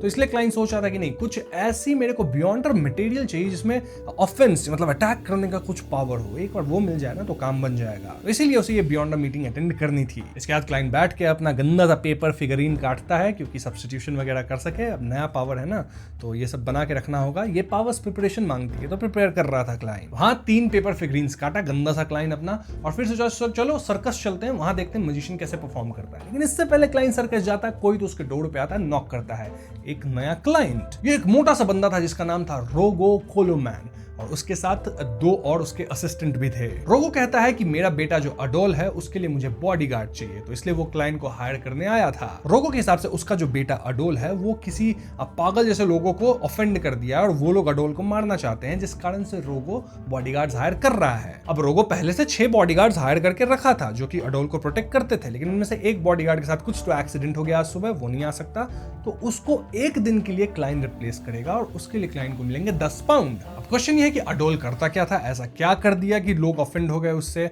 तो रोगो बोलता है कुछ भी कर रहा था, वो सही चीज उतनी नहीं थी, लेकिन ऐसी कोई गलत भी चीज नहीं है। बेसिकली गलत संगत में आ गया था, कुछ गलत काम किया है, ऐसे काम किया जिससे शायद वो जेल भी जा सकता है, बट वो मैं नहीं बता रहा, बस इतना जान लो कि वो कुछ तो गलत किया है जिससे लोग ऑफेंड हुए, तुम्हें बस प्रोटेक्ट करना है। करोगे? क्लाइंट ने अपने हाथ में कॉइन उछाला और सोचा करूं या ना करूं। आया कॉइन एंड इसमें डिविनेशन में था कि कर सकते हो। सो क्लाइंट वाज लाइक डील करते हैं। तो हाँ, क्लाइंट रोगो के बिजनेस को एक्सेप्ट कर लिया है, यानी वो रोगो के बेटे अडोल को बचाएगा। वैसे मैं आपको बता दूं कि रोगो एक ज्वेलरी बिजनेसमैन है, और जब क्लाइंट वेस्ट बोरो में उसके घर पे जाता है तो क्लाइंट देखता है भैया इसका घर तो काफी बड़ा है, मजेदार है। यहाँ क्लाइंट अलग अलग डिटेक्टिव्स को भी देखता है, मतलब 5 और बॉडीगार्ड्स थे ना जिन्हें हायर किया था, तो इनमें से 2 को क्लाइंट स्पेसिफिकली देखता है। एक थी डिटेक्टिव कासलाना, उनकी असिस्टेंट थी लिडिया, और एक था डिटेक्टिव स्टुअर्ट। यहाँ स्टुअर्ट क्लाइंट से पूछता है कि अरे तुम्हारे पास गन नहीं है, बिना गन के तुम किस तरह के डिटेक्टिव हो? तुम्हारा नाम भी मैंने पहले कभी नहीं सुना, शर्लॉक मोरियार्टी, पहली बार सुन रहा हूँ। और क्लाइंट यहाँ अपना हाथ ऐसे दिखाता है और मुंह से गन का साउंड निकालता है। म्यूजिशियन बनने के बाद वो ऐसा कर सकता है, एंड ये गन का साउंड सुन के सभी डर जाते हैं। और क्लाइंट बोलता है मुझे गन की जरूरत नहीं, मुंह से आवाज निकाल के लोगों को डरा देता हूँ। एनीवेज, तो उस रात को स्टुअर्ट और क्लाइंट पेयर अप होते हैं, मतलब यही दोनों अडोल के रूम में रहेंगे, उसकी रक्षा करने वाले थे। अडोल सो रहा होता है आराम से, और स्टुअर्ट और क्लाइंट आपस में बातें करने लगते हैं, जहां स्टुअर्ट क्लाइंट से कहता है कि मुझे नहीं लगता इस अडोल के पीछे कोई है, मुझे लगता है इसका कुछ मेंटल प्रॉब्लम है, तभी बंदा चिल्लाते रहता है कोई मुझे मार देगा एंड ऑल दैट, जबकि अभी तक कोई आया नहीं, हम लोग कुछ दिन से प्रोटेक्शन कर रहे हैं। क्लाइंट भी ये बात सुनता है, इस पे थोड़ा ध्यान देता है, और तभी अडोल की नींद खुलती है और वो बोलता है मुझे वॉशरूम जाना है। तो क्लाइंट वाज लाइक चलो अब मैं तुम्हारे साथ वॉशरूम चलता हूं, तो मैं कंपनी करूंगा। तो अडोल जब नंबर 1 कर रहा होता है तो क्लाइंट वॉशरूम में मैचस्टिक जलाता है, और वो तुरंत समझ जाता है कि अडोल के पीछे एक्चुअली में एक रैथ पड़ गया है, मतलब कोई उसको मारने नहीं आ रहा, अडोल की एक्चुअली मेंटल कंडीशन खराब हो गई है बिकॉज ऑफ दिस रैथ। ऐसे में क्लाइंट कॉपर विसल उछालना शुरू करता है, अजिक वाला, एंड ऑफ कोर्स ये रैथ स्पिरिट्स जो होते हैं वो कॉपर विसल की तरफ अट्रैक्ट होते हैं। तो क्लाइंट को पता चल जाता है ठीक है वहां पे रैथ है, और अपने नए पावर से वो रैथ को जला देता है। पता है ना वो फ्लेम्स जला सकता है एंड ऑल दैट, तो हाँ उसी से वो रैथ को जला देता है। लिटरली क्लाइंट यहाँ स्नैप करता है और हम इनविजिबल फिगर को जलते देखते हैं, और इसके ठीक बाद अडोल काइंड ऑफ अपने होश में आता है। मतलब कुछ दिनों से वो अपने होश में नहीं था, उसे याद तक नहीं था कि वो कहाँ है, यहाँ कैसे आया, कुछ दिनों में उसके साथ क्या हुआ है। एंड अब अडोल एकदम नॉर्मल था, डर भी नहीं रहा था। अडोल तो क्लाइंट से पूछ लेता है तुम कौन हो, तुम यहाँ क्या कर रहे हो? एंड क्लाइंट वाज लाइक तुम्हें याद नहीं है कुछ दिन से तुम्हारे साथ क्या हो रहा है, but for now I am your bodyguard, और अब तुम मुझे बताओ कि भैया तुम ऐसा किए क्या थे जिसके कारण एक रैथ तुम्हारे पीछे पड़ गया। मतलब ये नहीं बोला रैथ पीछे पड़ गया, बट तुम्हारी कंडीशन जो इतनी खराब हुई थी वो तुम क्या किए थे जो ऐसा हुआ। अडोल बताता है कि वो बेसिकली एक सोसाइटी ज्वाइन किया था जहां पे लोग मानते हैं कि death is not the end. इस सोसाइटी में सारे बच्चे थे अडोल जैसे, ये लोग मिलकर जो है ना मिस्टिसिज्म वगैरह प्रैक्टिस करने लग गए थे, और इनका एम था कि ये लोग खत्म हुए इंसान को रिजरेक्ट कर देंगे। ये लोग हर फ्राइडे 3 बजे रात को मिलते थे, और ये लोग ग्रेव्स होता है ना उसको सीक्रेटली डिग अप करते थे, वहां से लाश वगैरह निकालते थे, उसको रिजरेक्ट करने की कोशिश करते थे। लास्ट टाइम तो ये लोग एक स्पिरिट डांस भी किए थे, ऑल्दो इनका जो रिजरेक्शन था ना वो सक्सेसफुल हो नहीं पाया था, और उसके बाद से अडोल को याद नहीं है क्या हुआ। सो ऑफ कोर्स उसी समय अडोल के पीछे कोई तो रैथ पड़ गया था। तो ये सब सुन के क्लाइंट सोचता है क्या ये न्यूमिनस एपिस्कोपेट को ज्वाइन कर लिया था क्या, बिकॉज वही लोग डेथ को रिवाइव करने में मानते हैं। एनीवेज क्लाइंट नोटिस करता है कि आज भी फ्राइडे है, और हर फ्राइडे ये लोग मिलते थे ना एक ग्रिम सेमेट्री के पास, तो शायद आज भी यहाँ वो लोग मिलने वाले होंगे। तो क्लाइंट पहले तो अडोल को कहता है कि बेटा ये सब काम तुम किया मत करो, और अब से उस गैदरिंग वगैरह में जाना मत, ठीक है, इधर ही रहो। अडोल वाज लाइक ओके, एंड मन ही मन क्लाइन प्लान करता है कि आज रात 3 बजे मैं निकल के जाऊंगा और चेक करूंगा कि ये लोग करते क्या है उधर। तो हाँ, एडोल गया अपने रूम में सो गया और जैसे ही 2:50 हुए, क्लाइन यहाँ स्टुअर्ट से कहता है कि देखो भाई, मुझे तलब हो रही है सुट्टा मारने की, तो मैं आता हूँ सुट्टा मार के बाहर बालकनी से, तुम तब तक ख्याल रखना। Stuart was like okay. Now Klein balcony में गया, अपना पेपर फिगरीन निकाला, अपने आप को सब्स्टिट्यूट कर दिया, यानी वहां पे क्लाइन आ गया जो कि एक्चुअली सुट्टा मार रहा है, पेपर फिगरीन है, एक्चुअल क्लाइन नहीं है। वहीं एक्चुअल क्लाइन बालकनी से सीधा नीचे कूदा और निकल गया ग्रिम सिमेट्री की तरफ, क्योंकि वहां 3 बजे वापस से वो गैदरिंग वाले लोग आने वाले हैं और स्पिरिट डांस करने वाले हैं। बाय द वे, क्लाइन का जो ये पेपर फिगरीन सब्स्टिट्यूट है वो 30 मिनट तक रह सकता है, तो जो कुछ भी क्लाइन को करना है 30 मिनट के अंदर करके वापस आ जाना है। तो हाँ, क्लाइन पहुंचा जंगल के उस सिमेट्री में और वहां वो एक्चुअली में देखा कुछ लोग थे जो कि स्पिरिट डांस कर रहे थे और उनको लीड कर रहा था एक बंदा जो कि ब्लैक हुड पहने हुए था। ये लोग एक लाश भी निकाल चुके थे, देन एक कैट लाते हैं, उस कैट को लाश के ऊपर से जंप करवाते हैं, रिचुअल था काइंड ऑफ ये, एंड देन कुछ चैंटिंग वगैरह करते हैं, लाश को जिंदा करने की कोशिश कर रहे थे। अब इनिशियली तो कोई रिएक्शन नहीं हुआ, लेकिन अचानक से ये जो लाश थी एक्चुअली में बैठ गई, सब चिल्लाए मिरेकल मिरेकल। लेकिन ये जो लाश थी ना, उसके नजदीक जो एक बच्चा था उसको पकड़ा और काट लिया भाई गर्दन पे जोर से। सब लोग हेल्प हेल्प चिल्लाना शुरू किया और वहां जो ब्लैक रोब वाला बंदा था वो एक विसल निकालता है। ये विसल काइंड ऑफ वैसा ही कॉपर विसल था जो कि क्लाइन के पास है, मिस्टर अजिक द्वारा दिया गया। वो विसल ब्लो करके कहता है कि in the name of death I stop you. अचानक से वो रुक जाता है जो कॉर्प्स था, फिर कहता चलो उठ जाओ, तो कॉर्प्स उठ भी जाता है, लेकिन उसके बाद बात नहीं मानता, सीधा दौड़ते हुए जंगल की तरफ जाता है। एंड ये ब्लैक रोब वाला बंदा सोचता है कि पहले तो बात माना, अब क्यों नहीं मान रहा। एक्चुअली में ये कॉर्प्स जो था वो कभी बात माना ही नहीं था। जंगल में जो है ना, क्लाइन अजिक का कॉपर वेसल उछाल रहा था, तो उसकी तरफ अट्रैक्ट होकर ये रुका और दौड़ के भागा था। तो हाँ, ये जो लाश थी वो क्लाइन की तरफ आती है और क्लाइन उसको एयर बुलेट्स मारता है, इधर से उधर टेलीपोर्ट करना शुरू करता है, आग से कर सकता है ना, नए पावर्स है उसके, आग से इसको जलाना शुरू करता है अलग अलग जगह से। लेकिन ये भाई लाश रुक नहीं रहा, चले जा रहा है। बट बहुत ज्यादा जब क्लाइन अटैक कर देता है आग एंड एयर बुलेट से, तो फाइनली उसके अंदर जितनी भी एनर्जी थी खत्म हो जाती है और वो मेल्ट हो जाता है। इसके बाद क्लाइन अपने क्लाउन वाले मेकअप में आता है और उन बच्चों के पास जाता है और बोलता है कि तुम लोग ये सब कांड करते हो ना, कुछ समझ तुम लोग को है नहीं, ये सब करना करो बंद। और ये जो इंजर्ड हो गया, जिसको काट लिया था लाश, इसको लेके हॉस्पिटल जाओ। बाय द वे, इस पॉइंट तक वो जो ब्लैक रोब वाला बंदा था ना, वो भाग चुका है, क्योंकि उसे समझ में आ गया था कि यहाँ कुछ तो गड़बड़ हो गया। ऐसे में यहाँ जो बच्चे थे उनसे क्लाइन पूछता है कि कौन तुम लोग को ये सब सिखा रहा है, वो कौन था वो ब्लैक रोब वाला बंदा। एक बच्चा बताता है कि वो हमारे टीचर हैं, फेजाक लैंग्वेज के यूनिवर्सिटी में टीचर हैं, उनका नाम है कपुस्की। वो हमें मिस्ट्रीज ऑफ इमॉर्टैलिटी बोल के ये सारी चीजें सिखा रहे थे, बोल रहे थे सब इमॉर्टल हो जाएंगे एंड ऑल दैट, लेकिन ऐसा तो कुछ है नहीं। क्लाइन बोलता है देखो, इस सब में तुम लोग डेल्व मत करो, बहुत डेंजरस है, सब के सब मारे जाओगे, मजाक नहीं कर रहा। तो ऐसे में बच्चे डर जाते हैं, भाग जाते हैं। और क्लाइन इन बच्चों के सामने कह देता है कि मैं गेट कीपर ऑफ हेल हूं, तो इससे तो और भी बच्चे डर ही जाते हैं। अब क्लाइन सोचता है कि वो जो रोब में बंदा था कपुस्की, वो कौन है, हो सकता है सीक्वेंस 9 कॉर्प्स कलेक्टर होगा और अपना कुछ गैंग बना रहा होगा समथिंग। ठीक है, इससे बाद में निपटेंगे, क्योंकि फिलहाल क्लाइन को रिटर्न करना था एडोल के घर पे। तो क्लाइन जल्दी से जाता है, अपने क्लाउन इंस्टिंक्ट का इस्तेमाल करके वापस से बालकनी पे चढ़ जाता है, पेपर फिगरीन को हटाता है और रूम के अंदर आता है। एंड स्टुअर्ट अब तक बोलता है भाई यार, इतने देर से तुम बाहर सुट्टा मार रहे थे, ऐसा मत करो यार, डर लग गया था मुझे। Klein was like chill. Anyways, अगले दिन सुबह होती है and Adol was all right. अब एडोल के पापा जो थे वो बहुत ज्यादा खुश कि अरे मेरा बेटा ठीक हो गया, I am very happy, 300 pound में डोनेट करूंगा या वो। और क्लाइन सोच रहा है 300 पाउंड डोनेट कर रहा है, मेरे को दे देता। वहीं स्टुअर्ट भी सरप्राइज कि मैं कुछ दिन से देख रहा था इसको, ये बंदा तो पागल ही था बिल्कुल एडोल, लेकिन अचानक से आज ठीक हो गया, ऐसा कैसे। क्लाइन से पूछता है कि तुम कुछ किए हो क्या, एंड क्लाइन वाज लाइक मुझे क्या पता, मैं तो तुम्हारे ही साथ था। खैर, तो इसके बाद क्लाइन को अपने पैसे मिलते हैं, वो घर लौटता है और क्लाइन यह मन में सोच रहा होता है कि मजिशियन के पोशन को किस तरह से डाइजेस्ट किया जाए, क्योंकि डाइजेशन में 6 महीने से लेके 3 साल तक लग सकते हैं, तो जल्दी ही करेंगे, 6 महीने में निपटाएंगे इसको। देन जो पेपर फिगरीन्स क्लाइन यूज किया था, जो भी वो यूज कर लेता है ना, वो रेड जैसा हो जाता है, तो उसको भी क्लाइन जला के फेंक देता है ताकि कोई भी क्लू कहीं ना रहे। फिर शाम में क्लाइन जाता है बियॉन्डर गैदरिंग में। याद है ना, आज बियॉन्डर गैदरिंग होने वाली है, लेकिन आज गैदरिंग में बहुत ही ज्यादा कम मेंबर्स आए थे। ऐसा इसलिए क्योंकि सीरियल किलर एक निकला हुआ है जो कि मार रहा है इनोसेंट लोगों को, और ऐसे में बियॉन्डर्स जो ऑफिशियल वाले हैं, चर्च वाले, वो लोग बहुत ज्यादा घूम रहे हैं स्ट्रीट्स पे, तो ये जो अनऑफिशियल बियॉन्डर्स हैं इनको पकड़ सकते हैं ना, तो इसलिए बहुत कम ही लोग रिस्क लेके एक्चुअली इस मीटिंग में आए थे ब्रेवहार्ट्स बार में। यहाँ सबसे पहले अपोथेकरी बोलना शुरू करता है कि उसे चाहिए spring of elves marrow crystals. Klein बोलता है मेरे पास है, वो जुगाड़ कर लिया था ना अपने ग्रे फॉग वाले मीटिंग से, एंड वो बोलता है 300 पाउंड दे दे, साथ ही में अपोथेकरी के फॉर्मूला का जो क्लू है वो भी दे दे। यहाँ अपोथेकरी बहुत ही ज्यादा नेगोशिएट करने की कोशिश करता है, लेकिन क्लाइन वाज लाइक ना 300 पाउंड मेरे को चाहिए और अपोथेकरी फॉर्मूला का जो तो क्लू बोला था वो भी चाहिए। तो फाइनली अपोथेकरी क्लाइन को 298 पाउंड्स देता है। 2 पाउंड पता है क्यों काट लिया?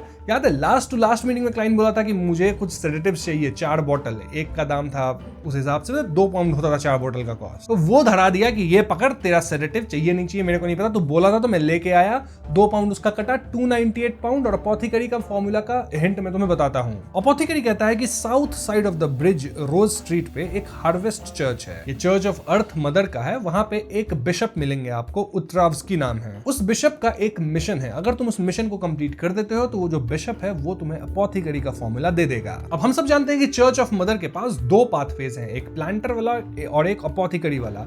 सो ये जो भी बिशप उत्तरावस्की हैं उनके पास एक्चुअली में अपोथेकरी का फॉर्मूला तो होगा, बट द क्वेश्चन इज कि उनको मदद क्या चाहिए। जो भी ये क्लाइंट सोचता है एक बार विजिट करेंगे इन फादर उत्तरावस्की को भी। अब क्लाइंट को कुछ ऑफेंसिव वेपन्स भी खरीदने थे, तो वो वेट कर रहा था उस लेडी का जो कि हमेशा वेपन्स लेके आती है, लेकिन वो लेडी पता नहीं थी या नहीं थी, यहाँ कुछ बोली तो नहीं। अब यहाँ एक स्ट्रे डॉग करके नाम करके बंदा था, वो बोलना शुरू करता है कि मेरा एक दोस्त है, उसको मैंडेटेड पनिशर्स वगैरह पकड़ लिए हैं, तो वो लोग उसको सेल में रखे हैं, तो कौन मेरे साथ मिशन पे चलना चाहता है मैंडेटेड पनिशर्स से मेरे दोस्त को छुड़ाने। And I of wisdom was like, stray dog भाई चिल कर, कोई नहीं जाएगा तुम्हारे साथ, मैंडेटेड पनिशर्स चर्च में कौन जाएगा तुम्हारे साथ लड़ने के लिए। स्ट्रे डॉग कहने लगता है कि मेरा दोस्त सिर्फ फिजिशियन था, लोगों की मदद करता था, आज तक कोई गलत काम नहीं किया, उसकी गलती सिर्फ एक थी कि वो बियॉन्डर बन गया और इसके कारण उसको पकड़ लिया गया। This world is very unfair. Anyways इस बात को इग्नोर करके क्लाइंट कहता है कि देखो भैया मुझे चाहिए रिवॉल्वर और कुछ बुलेट्स चाहिए, डीमन हंटिंग बुलेट्स चाहिए, देन स्पेशल बुलेट्स होना चाहिए उसमें, प्यूरिफाइंग वगैरह ये सब, एंड नॉर्मल बुलेट्स भी तो कोई दे सकता है। तब वो लेडी वापस से निकलती है कि ठीक है मैं नेक्स्ट गैदरिंग में जुगाड़ करके लाऊंगी। एनीवेज तो बियॉन्डर मीटिंग होती है खत्म। इसके बाद क्लाइंट जाता है नॉर्थ बोरो और हिल्स्टन बोरो के बॉर्डर के बीच,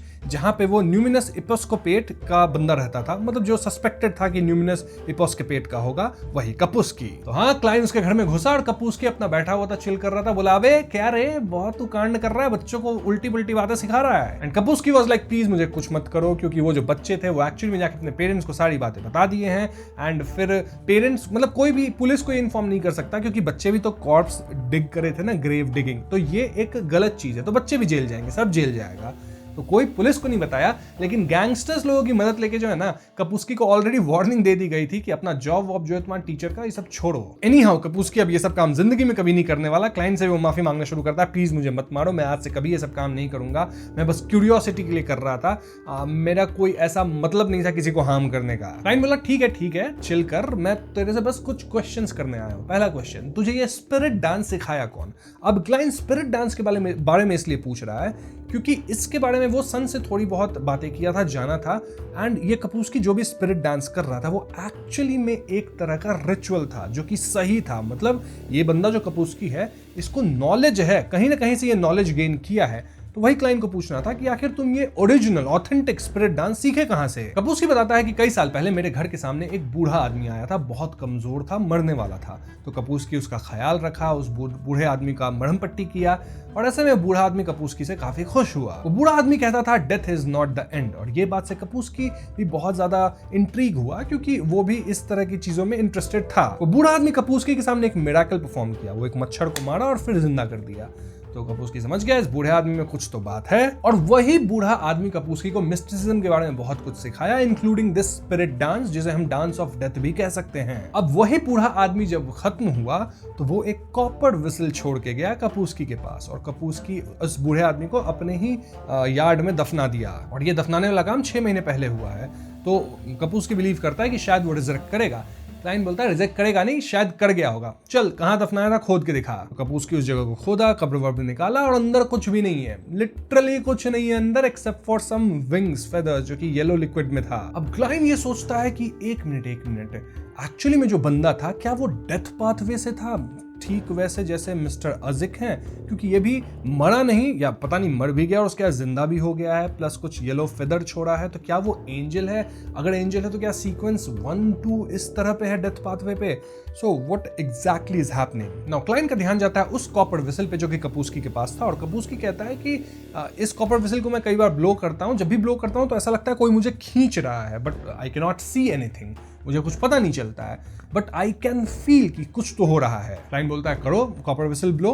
कपूस्की ब्लो करता है और यहाँ एक स्केलेटन दिखता है जिसके 3 आंख थे। क्लाइंट इसे देख पा रहा था, लेकिन कपूस्की नहीं देख पा रहा था, और इस पॉइंट पे क्लाइंट को रियलाइज होता है कि कि ये जो लौंडा है ना कपूस्की, ये एक्चुअली में बियॉन्डर भी नहीं है, सीक्वेंस 9 भी नहीं, क्योंकि अगर बियॉन्डर होता, उसके अंदर मिस्टिसिज्म होती, स्पिरिचुअलिटी होती, तो वो इस मैसेंजर को देख पाता। और ये जो स्केलेटन था वो एक्चुअली में कपूस्की को खींच रहा था, उसके टांग को। तो क्लाइंट बोलता है हाँ मैं भी फील कर पा रहा हूँ कि कुछ तो यहाँ हुआ है, थोड़ा मौसम ठंडा सा हो गया है। एंड यहाँ कपूस्की से कहता है कि देखो तुम ये विसल ब्लो करना बंद करो, डेंजरस है ये सब। कपूस्की बोलता है मैं इसे फेंक दूंगा। क्लाइंट बोलता है फेंको मत, मैं फेंक देता हूँ, तुम्हारे बदले मेरे को दे दो। तो क्लाइंट उससे विसल भी ले लिया। साथ ही क्लाइंट यहाँ फेदर्स वगैरह भी लेके यहाँ से निकल जाता है, कपूस्की को वार्निंग देते हुए कि अब से ये सब नाटक मत करना, ये मिस्टिसिज्म का ये सब डेंजरस चीज है। कपूस्की वाज लाइक ओके सॉरी, अब से कुछ नहीं करेगा। अब क्लाइंट को जो फेदर मिला था इसे लेके वो जाता है अपने घर, देन ग्रे फॉग में, और डिवाइन करता है हुआ क्या। और वो क्लियरली देख पाता है कि सॉइल के अंदर बरी किया गया था आदमी, लेकिन वो लिटरली पास होके वहां से निकल गया, काइंड ऑफ रिजरेक्ट हो गया और चला गया। ऐसा लग रहा था कि वो आदमी ह्यूमन बॉडी और स्पिरिट बॉडी के बीच में फेज कर रहा था। देन क्लाइंट डिवाइन किया कि क्या इस कॉपर वेसल को अगर मैं इस्तेमाल करता हूं तो डेंजरस हो सकता है, एंड आंसर वाज यस। ठीक है, इस कॉपर वेसल का मैं इस्तेमाल नहीं करेगा, मैं बस इस्तेमाल करेगा अजिक वाला का, वो भी जब जरूरत होगा तब। हाँ, क्लाइंट के साथ ये सब हुआ। वहीं सीन चेंज होकर हमें अपोथिकरी को दिखाता है, वही जो मोटा सा अपोथिकरी है जो हमेशा आता है बियॉन्ड द गैदरिंग में, और वो सीक्वेंस 8 का अपना पोशन ब्रू कर लिया है, क्योंकि क्लाइंट उसको अभी एक दिया था ना पोशन का इंग्रेडिएंट, और उसके सीक्वेंस 8 का नाम है बीस्ट टेमर। तो हाँ, बीस्ट टेमर वो बन चुका है, पी लिया है पोशन। एंड बीस्ट टेमर मतलब कि वो किसी भी जानवर को टेम कर सकता है आई गेस। तभी वहां पे एक गोल्डन रिट्रीवर आती है, ये और कोई नहीं बल्कि सूजी है जो कि घूम रही थी, और अचानक ये बीस्ट टेमर सूजी को देखता है, सूजी उसको देखती है, एंड सूजी डर के भागती है सीधा ऑड्री के पास और कहती है कि पता है मैं आज एक ऐसे आदमी से मिली जो बहुत खतरनाक था, मेरा नेचुरल दुश्मन लग रहा था, क्योंकि वो बीस्ट टेमर है इसलिए वो ऑड्री को काइंड ऑफ कंट्रोल, ऑड्री नहीं सूजी को काइंड ऑफ कंट्रोल कर सकता था, क्योंकि सूजी एक बीस्ट है, मतलब एक कुत्ता है। वहीं ऑड्री की बात की जाए तो वो थोड़ा सा परेशान थी, क्योंकि उसकी जो एक बियॉन्ड द गैदरिंग होती थी ना फॉर्स एंड शाओ के साथ जहां वो जाती थी, वो कैंसिल हो गई थी, क्योंकि बैकलैंड के अंदर भी सीरियल मर्डर्स चल रहे हैं, तो बहुत सारे बियॉन्डर्स, वो भी हाई सीक्वेंस वाले घूमते रहते हैं, ऑफिशियल वाले, नॉन ऑफिशियल्स को पकड़ा जा सकता है। जो भी हो, वापस हम क्लाइंट पे आते हैं। क्लाइंट अपने घर में बैठा होता है, तभी कोई उसके गेट पे आता है, वो खोलता है क्लाइंट, तो देखता है ये है डिटेक्टिव इसनगार्ड स्टैंटन। इसनगार्ड कहते हैं कि पुलिस सीरियल किलर को पकड़ना चाह रही है, और अब वो डिटेक्टिव्स को भी बोल रही है कि आप लोग भी कोशिश करो, इनफैक्ट रिवॉर्ड है 2000 पाउंड्स। तो क्या क्लाइंट वर्क करना चाहेगा इसनगार्ड के साथ? इसनगार्ड की बात सुन के क्लाइंट थोड़ा डरता है, बिकॉज इसमें पुलिस वगैरह भी इन्वॉल्व है, यानी कि बियॉन्डर्स होंगे इन्वॉल्व, नाइट हॉक्स भी हो सकते हैं, कहीं क्लाइंट पकड़ा ना जाए।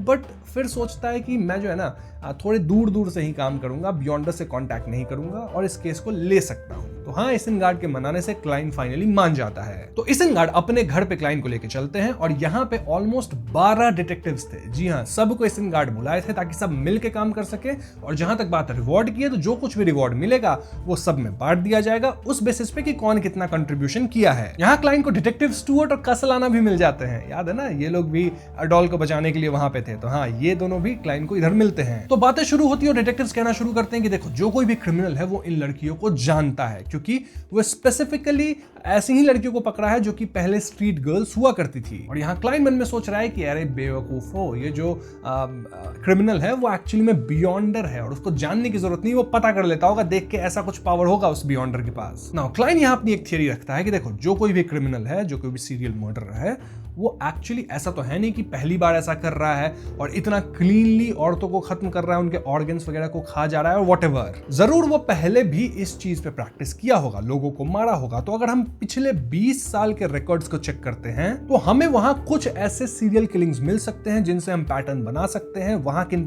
पे शक था। इन चीजों को अगर जोड़ा जाए तो शायद हम इस वाले सीरियल किलर को भी पकड़ सकते हैं। अब क्लाइंट 20 साल ही इसलिए बोला क्योंकि क्लाइंट को सन से तो पता चल चुका था कि ये जो भी बंदा है वो सीक्वेंस 6 से 5 जाने की कोशिश कर रहा है, और सीक्वेंस 6 से 5 जाने में जितना टाइम लगता है उसको जोड़ दिया जाए, फिर वो 7 से 6 गया होगा, 8 से 7 गया होगा, तब भी क्राइम्स कर रहा होगा, तो टोटल उसको 20 ईयर्स अब तक लग गए होंगे, कंसिडरिंग कि उसको एक्टिंग मेथड नहीं आती है, तभी तो वो ये पाथवे चूज कर रहा है। और हाँ, डायरेक्ट से उसे ये भी पता चला था कि जो कोई भी है वो एबिस पाथवे पे होगा, और एबिस पाथवे पे जो लोग भी होते हैं उनका कंट्रोल लूज करने का चांसेस बहुत ज्यादा हाई होता है। और इस पाथवे के लोगों के पास एंटी डिविनेशन और एंटी ट्रैकिंग भी होता है, मतलब हम लोग डिवाइन नहीं कर सकते, उन्हें ट्रैक नहीं कर सकते। तो इन्हीं चीजों को मद्देनजर रखते हुए क्लाइंट ने सजेस्ट किया था, और ये आइडिया सुन के Isengard was impressed. He was like client नहीं, Sherlock Moriarty, brilliant idea. So yes, Isengard police से जुगाड़ करके सारे केस फाइल्स मंगवाता है, क्लाइन को भी कॉपी भेजता है और क्लाइन देखता है कि देखो जितने भी केस थे ना उसमें से 4 केसेस उसके नजर में आ रहे थे जो कि बैकलैंड में ऐसे हुए हैं सीरियल किलिंग्स के, वो केसेस सॉल्व भी नहीं हुए थे और 5 ऐसे केसेस जो कि बैकलैंड के बाहर हुए थे। अब इन सारे केसेस को क्लाइन पढ़ा और इनमें से 2 केसेस उसके सामने आती है जिसमें वो इंटरेस्टेड था, मतलब जो कि अभी वाले केसेस से काफी सिमिलर लग रहे थे। एक केस था 4 साल पहले जहां पे 5 प्रोस्टिट्यूट्स को मारा गया था और सारी की सारी सिंगल थी, उन सबके एक बच्चे भी थे। और सेकंड केस थी जो कि 11 साल पहले मिले थे जहां 4 लाशें मिली थी, इसमें मेन विमेन सब थे, बट उनके लाश भी उसी तरह से खाए गए थे जिस तरह से अभी वाले केसेस में मिल रहे हैं। तो हाँ, इन 2 केसेस के बारे में क्लाइंट सोचता है पुलिस को बता दो, बट देन क्लाइंट सोचता है नहीं, पुलिस से मैं नहीं डील करेगा, पता नहीं नाइट हॉक्स वाले निकल जाए, चर्च वाले कौन निकल जाए, मुझे ही डिटेन कर दें, तो मैं इसेनगार्ड को लिख के भेजूंगा, वो पुलिस के साथ काम करता रहता है, वही पुलिस को बोलेगा। बाय द वे, ये जो दोनों ओल्ड केसेस थे वो सॉल्व नहीं हुए थे, तो ऐसे में क्लाइंट लेटर इसेनगार्ड को लिख के भेज देता है। अब इसके बाद क्लाइन अपना तुरंत भेस बदलता है और वो जाता है अर्थ मदर का जो हार्वेस्ट चर्च है ना वहां पे,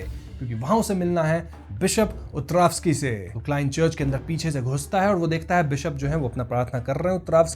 उत्रावस्की बहुत लंबे थे, मतलब 40-50 साल के थे, but he was literally 2.2 metre tall, किसी जायंट की तरह। और बिशप जो थे इतने स्मार्ट थे, वो समझ गए थे कि कोई तो अंदर आया है और वो क्लाइन से पूछते हैं बिना देखे कि तुम मेन गेट से भी तो आ सकते थे, पीछे से क्यों आए? क्लाइन रिप्लाई करता है वो सब छोड़ो, ये बताओ कि आप हो कहां से? आपकी हाइट देख के तो लगता है कि आप फेसैक्स से हो, और अगर आप फेसैक्स से हो तो आप फिर अर्थ मदर के फॉलोअर कैसे हो सकते हो? बिशप बताते हैं कि वो मिड सी शायर से हैं, मतलब नेचुरल बॉर्डर जो है लियोन इंटिस और फेसैक एम्पायर के बीच का। वो अपने समय के बहुत ही स्किल्ड किलर थे, फिर वो कुछ बहुत ही गलत काम करने लग गए और इस कारण से वो सोनिया सी में चले गए, मतलब वहां पे भाग गए। वहां पे जो ये बिशप थे वो रूथलेस पायरेट हुआ करते थे, मतलब इन बिशप उत्रावस्की का पास जो है वो बहुत ही ज्यादा वायलेंस से भरा हुआ है। ऑल्दो उसी दौरान वो एक बंदे से मिल गए जो कि अर्थ मदर के बारे में बातें करता था, मतलब वो एक मिशनरी था जो कि उत्रावस्की का दिल चेंज किया और तब से उत्रावस्की के अंदर परिवर्तन आया और अब वो अर्थ मदर को फॉलो करते हैं, इस चर्च में बैठते हैं एज बिशप चर्च हार्वेस्ट के अंदर। उनको तब वैल्यू ऑफ लाइफ समझ में आया और तब से वो डेडिकेट कर दी अपनी लाइफ को इस चर्च के लिए। ये सब सुन के क्लाइंट कहता है ठीक है वो सब बात, बट मैं यहाँ इसलिए आया हूँ क्योंकि मैंने सुना है कि आपके पास कोई मिशन है,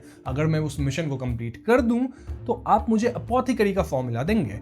बिशप वाज लाइक यस, लेकिन मुझे नहीं लगता तुम इस मिशन को कर पाओगे। क्लाइंट पूछता है एक बार बता के तो देखो मिशन क्या है, फिर देखेंगे होगा कि नहीं। एंड उत्रावस्की वाज लाइक तुम्हारा मिशन है मुझे खत्म करना, मतलब लिटरली उत्रावस्की को खत्म नहीं करना था, बल्कि उनके अंदर जो ओल्ड पर्सनालिटी है ना उनका, जो कि रूथलेस था, वायलेंट था, उसे खत्म करना है। सो बेसिकली ये केस था स्प्लिट पर्सनालिटी जैसा, लेकिन चूंकि यहाँ पे बियॉन्डर वाली दुनिया है तो वो पर्सनालिटी एक्चुअली उत्रावस्की के अंदर थी, उनकी जो पुरानी पर्सनालिटी थी। क्लाइंट कहता है ये तो साइकोलॉजिकल इशू है, किसी साइकियाट्रिस्ट को दिखाओ, बियॉन्डर वगैरह जो साइकियाट्रिस्ट के पाथवे पे हो, डॉक्टर वगैरह पे, उससे दिखाओ, वो लोग ठीक कर देगा। उत्रावस्की वाज लाइक तुम्हें क्या लगता है, मैंने ये ट्राई नहीं किया, but this is much more complicated. In fact मेरे अंदर जो पास्ट मी है, अगर वो मेरे प्रेजेंट मी को डिफीट कर दिया ना तो मैं अपना कंट्रोल ही लूज कर दूंगा। मेरे पास समय भी बहुत ज्यादा है नहीं, मैं काफी कोशिश कर चुका हूं और फाइनली मुझे इसको ठीक करने का मौका भी मिल गया है, लेकिन मुझे किसी और की हेल्प चाहिए, इसलिए ये मिशन है एंड अगर तुम कर सकते हो तो कर दो। क्वेश्चन इज सॉल्व कैसे होगा? कुछ नहीं, क्लाइंट को एक्चुअली उत्रावस्की के अंदर जाना होगा, मतलब उनके सोल के अंदर जाना होगा और वहां पे उनके जो ओल्ड मी है ना उत्रावस्की का, उससे बैटल करके उसे खत्म कर देना होगा। अगर लिटरली क्लाइंट उनके सोल के अंदर जाके उनके ओल्ड पार्ट को खत्म कर देगा तो ये प्रॉब्लम सॉल्व हो जाएगी। क्लाइंट वाज लाइक ओके, आपके पास ऐसा कोई मिस्टिकल आइटम भी होगा जिससे मैं अंदर जा सकता हूं? एंड उत्रावस्की वाज लाइक सारा प्रिपरेशन है मेरे पास, बट द प्रॉब्लम इज कि मेरा जो ओल्ड मी है दैट इज वेरी पावरफुल, वो इल्यूजन्स क्रिएट कर सकता है, इल्यूजन में वो फंसता भी नहीं है, उसके पास और भी पावर्स है जो कि उत्रावस्की बोलते हैं, मैं तुम्हें बताऊंगा, लेकिन एक दो और पहले बात तुम समझ लो। तो उत्रावस्की के पास जो एक एंशिएंट रिलिक था किसी ड्रैगन का, जिसकी मदद से ही क्लाइन उनके सोल के अंदर जाएगा, तो इसकी भी अपनी एक लिमिटेशन थी। लिमिटेशन ये कि क्लाइन अंदर 5 मिनट से ज्यादा नहीं रह सकता है, अगर अंदर 5 मिनट से ज्यादा रहेगा तो वो हमेशा के लिए उसमें ही फंस जाएगा और उसकी जो बॉडी है वो वेजिटेबल हो जाएगी, मतलब कोई काम की नहीं, बस पड़ा रहेगा, बॉडी ऐसा जिंदा रहेगा लेकिन जिंदा नहीं भी है। साथ ही उस सोल वाली दुनिया में जब क्लाइन लड़ेगा उत्रावस्की से तो वहां जो भी डैमेज होगा ना क्लाइन को, वो एक्चुअली रियल डैमेज है, मतलब अगर वहां क्लाइन खत्म हो गया लड़ाई के बीच तो रियल वर्ल्ड में भी खत्म हो जाएगा। बेनिफिट बस क्लाइन को इतना है कि एक तो उत्रावस्की अपनी सारी पावर्स क्लाइन को बता के भेजेंगे तो क्लाइन प्रिपेयर करके जा सकता है, और दूसरी बेनिफिट ये होगी कि इस रेलिक के कारण उनका जो ओल्ड पर्सोना है उनके अंदर वो थोड़ा सा वीक रहेगा, मतलब बहुत ज्यादा वीक नहीं, बस ऐसा समझ लो कि अभी अभी वो तुरंत लड़ के आया है बट अनहार्म्ड लड़ने के लिए तैयार है, इतना वीक होगा। क्लाइन बोलता है ठीक है अब आप अपनी पावर्स बताओ, देन आई विल डिसाइड। तो बताते हैं उत्रावस्की कि एक्चुअली में मैं हूं वॉरियर पाथवे से सीक्वेंस 6, जिसे हम कहते हैं डॉन पैलाडिन। डॉन पैलाडिन का जो स्ट्रेंथ होता है वो एक जाइंट की तरह होता है। देन वो अपने 40 से 50 मीटर के एरिया में डॉन लाइट क्रिएट करता है। ये लाइट बहुत पावरफुल होता है, जो कि इंसान को जला सकता है, देन रैट्स को हटा सकता है, घोस्ट वगैरह जो भी रहते हैं उनको हटाएगा, या किसी तरह का इल्यूजन है उसको भी तोड़ देगा। देन इनके शरीर पे एक डॉन आर्मर होता है पूरे शरीर पे, जो कि आर्मर लाइट है, मतलब उसका कोई वेट नहीं है, दिखता भी नहीं है, लेकिन एक आर्मर होता है। और ये आर्मर इतना स्ट्रॉन्ग है कि आप गोली वगैरह भी मारोगे ना तो टूटेगा नहीं, मतलब एक ही स्पॉट पे 5-6 गोली मार दिए तो शायद टूटेगा। देन वो एक वेपन भी कॉन्जोर कर सकते हैं, जिसमें स्ट्रॉन्गेस्ट है 2-हैंडेड ग्रेट स्वॉर्ड, जिसे स्वॉर्ड ऑफ डॉन कहा जाता है। इस स्वॉर्ड से आपको काट तो सकते हैं, साथ ही हर एक स्वॉर्ड के वार में प्यूरिफिकेशन इफेक्ट भी होता है। फिर वो हरिकेन ऑफ लाइट क्रिएट कर सकते हैं, जिससे एक इंसान की बॉडी टूट सकती है। Apart from that spirits, ghost, rat ये सब तो खत्म होंगे ही। सो इफ यू सी, उत्तरावस्की का जो पावर है उसमें ऑफेंस तो बहुत ज्यादा है ही, डिफेंस भी अच्छा है आर्मर के कारण। और क्लाइन का अगर आप पावर देखो तो क्लाइन के पास ना ऑफेंस है ना डिफेंस है, उसके पावर्स में सिर्फ यही मैजिक है, छल कपट करना, इधर से उधर भागना, टेक्निक वाला सारा चीज है। तो दोनों काफी एकदम नेचुरली ऑपोजिट हैं। और ऐसे में क्लाइन सोचता है कि देखो भैया, मुझे प्रिपरेशन के साथ ही जाना होगा लड़ने, वरना मैं जीत नहीं पाऊंगा। क्लाइन डिवाइन भी करता है कि क्या मैं ये कर पाऊंगा, एंड डिविनेशन का आंसर था यस, कर पाओगे, मतलब डेंजर है यहाँ पे बट बहुत ज्यादा भी नहीं है। क्लाइन कहता है ठीक है, मैं ये रिस्क लेने के लिए तैयार हूँ, मैं आपके पास्ट सेल्फ को हराऊंगा। और उत्तरावस्की वाज लाइक, मुझे बस अंडरएस्टिमेट मत करना, ठीक है, मेरा पास्ट सेल्फ एक्चुअली बहुत पावरफुल है। और अगर शर्लॉक भाई तुम जीत गए तो तुम्हें जो है ना, मैं एपोथेकेरी का फॉर्मूला तो दूंगा ही, साथ ही एक मिस्टिकल आइटम भी दूंगा। अब दोस्तों, जब से क्लाइन मैजिशियन बना है वो हमेशा एसेंस खोजने की कोशिश कर रहा था कि आखिर मैजिशियन का एसेंस क्या होता है। And one of the essences जो कि मैं आपको पहले ही बता दे रहा हूं वो ये है कि never go to performance without preparation, हमेशा प्रिपेयर करके परफॉर्म करना। और इसलिए क्लाइन यहाँ प्रिपरेशन करता है, पेपर फिगरीन्स बनाता है, कॉपर विसल रख लेता है और भी चीजें रखता है कि चलो अब मैं लड़ने के लिए तैयार हूं। तो हाँ, उस रेलिक की मदद से उत्तरावस्की फाइनली क्लाइन को अपने सोल के अंदर भेजते हैं। एंड सोल के अंदर से क्लाइन जाता है तो कुछ चेंज नहीं होता, सब कुछ सिमिलर था, लेकिन क्लाइन को फील हो गया कि ओके, मैं अब सोल वाले वर्ल्ड में आ गया हूं। वहां सामने क्लाइन को बूढ़े उत्तरावस्की दिखते हैं एंड क्लाइन सीधा उन पे हमला करता है। उत्तरावस्की गिर जाते हैं, but again this was illusion. याद है ना, इल्यूजन क्रिएट हो सकता है ड्रीम के अंदर, ड्रीम जैसा। तो क्लाइन यहाँ मैच जलाया और पा अपना इल्यूजन सारा हटाया इधर उधर से, एंड फाइनली क्लाइन का बैटल शुरू होता है ओल्ड उत्तरावस्की के साथ। तो सबसे पहले तो क्लाइन मारता है अपना एयर बुलेट, लेकिन इससे उत्तरावस्की को कुछ होता नहीं, क्योंकि ऑफ कोर्स उनके शरीर पे शील्ड है ना। उत्तरावस्की के हाथ में एक ग्रेट व्हाइट स्वॉर्ड, काफी बड़ा सा चौड़ा सा स्वॉर्ड है, एकदम भारी सा। उसको लेके उत्तरावस्की घुमाते हैं, क्लाइन पे हमला करने की कोशिश करते हैं। क्लाइन इन हमलों से बचता है। उत्तरावस्की वो सो पावरफुल कि वो लगातार हिट्स दिए जा रहे थे, 7-8 हिट्स लगातार, और क्लाइन के पास सिर्फ बचने का ही मौका था, वो अटैक तो कर ही नहीं पा रहा था। इनफैक्ट क्लाइन पूरे कॉर्नर्स में हर जगह मैच फेंक दिया था, उसको इग्नाइट कर रहा था और फटाफट टेलीपोर्ट कर रहा था। नया पावर है ना उसका, कर सकता है जहां पे इग्निशन होता है, स्पार्क होता है, और इसी टेलीपोर्टेशन के कारण वो बच भी पा रहा था, वरना जितना फास्ट स्ट्राइक था वो बच पाता नहीं। वैसे क्लाइन एक चीज नोटिस कर लिया कि उत्तरावस्की का जो स्वॉर्ड है ना वो बहुत ज्यादा हैवी है, तो लॉन्ग रेंज में तो काफी अच्छा मारते हैं, लंबा सा स्वॉर्ड है, बट क्लोज कॉम्बैट में इट्स नॉट गुड। वैसे में क्लाइन रोल करके उत्तरावस्की के पैर के नीचे जाता है और अपना एक पेपर निकालता है, पेपर को एकदम शार्प जैसा बना लेता है, नया पावर अगेन उसका, और उससे सीधा उनका बॉल्स था ना, घचाक उसी में देता है। तभी क्लाइन को इंट्यूशन आता है कि वो स्वॉर्ड से मार खाने वाला है, एंड ऐसे में वो समझ जाता है कि ये काइंड ऑफ ट्रैप है, तो वो यहाँ से निकल के उत्तरावस्की के पीछे जाता है। देन वो एक ही प्लेस पे बार बार अटैक करता है, जिससे वहां का आर्मर थोड़ा सा क्रैक होता है। इट मींस कि आर्मर को तोड़ा जा सकता है अगर एक ही जगह पे बार बार हमला किया जाए तो। ऐसे में क्लाइन एयर बुलेट एक ही जगह पे हेड के आर्मर पे मारता है, जहां पे क्रैक होता है, आर्मर टूटा तो नहीं है। लेकिन इसी समय पे उत्तरावस्की अपना स्पीड बढ़ा लेते हैं और वो स्वॉर्ड से क्लाइन पे हमला कर देते हैं और क्लाइन को लग भी जाता है।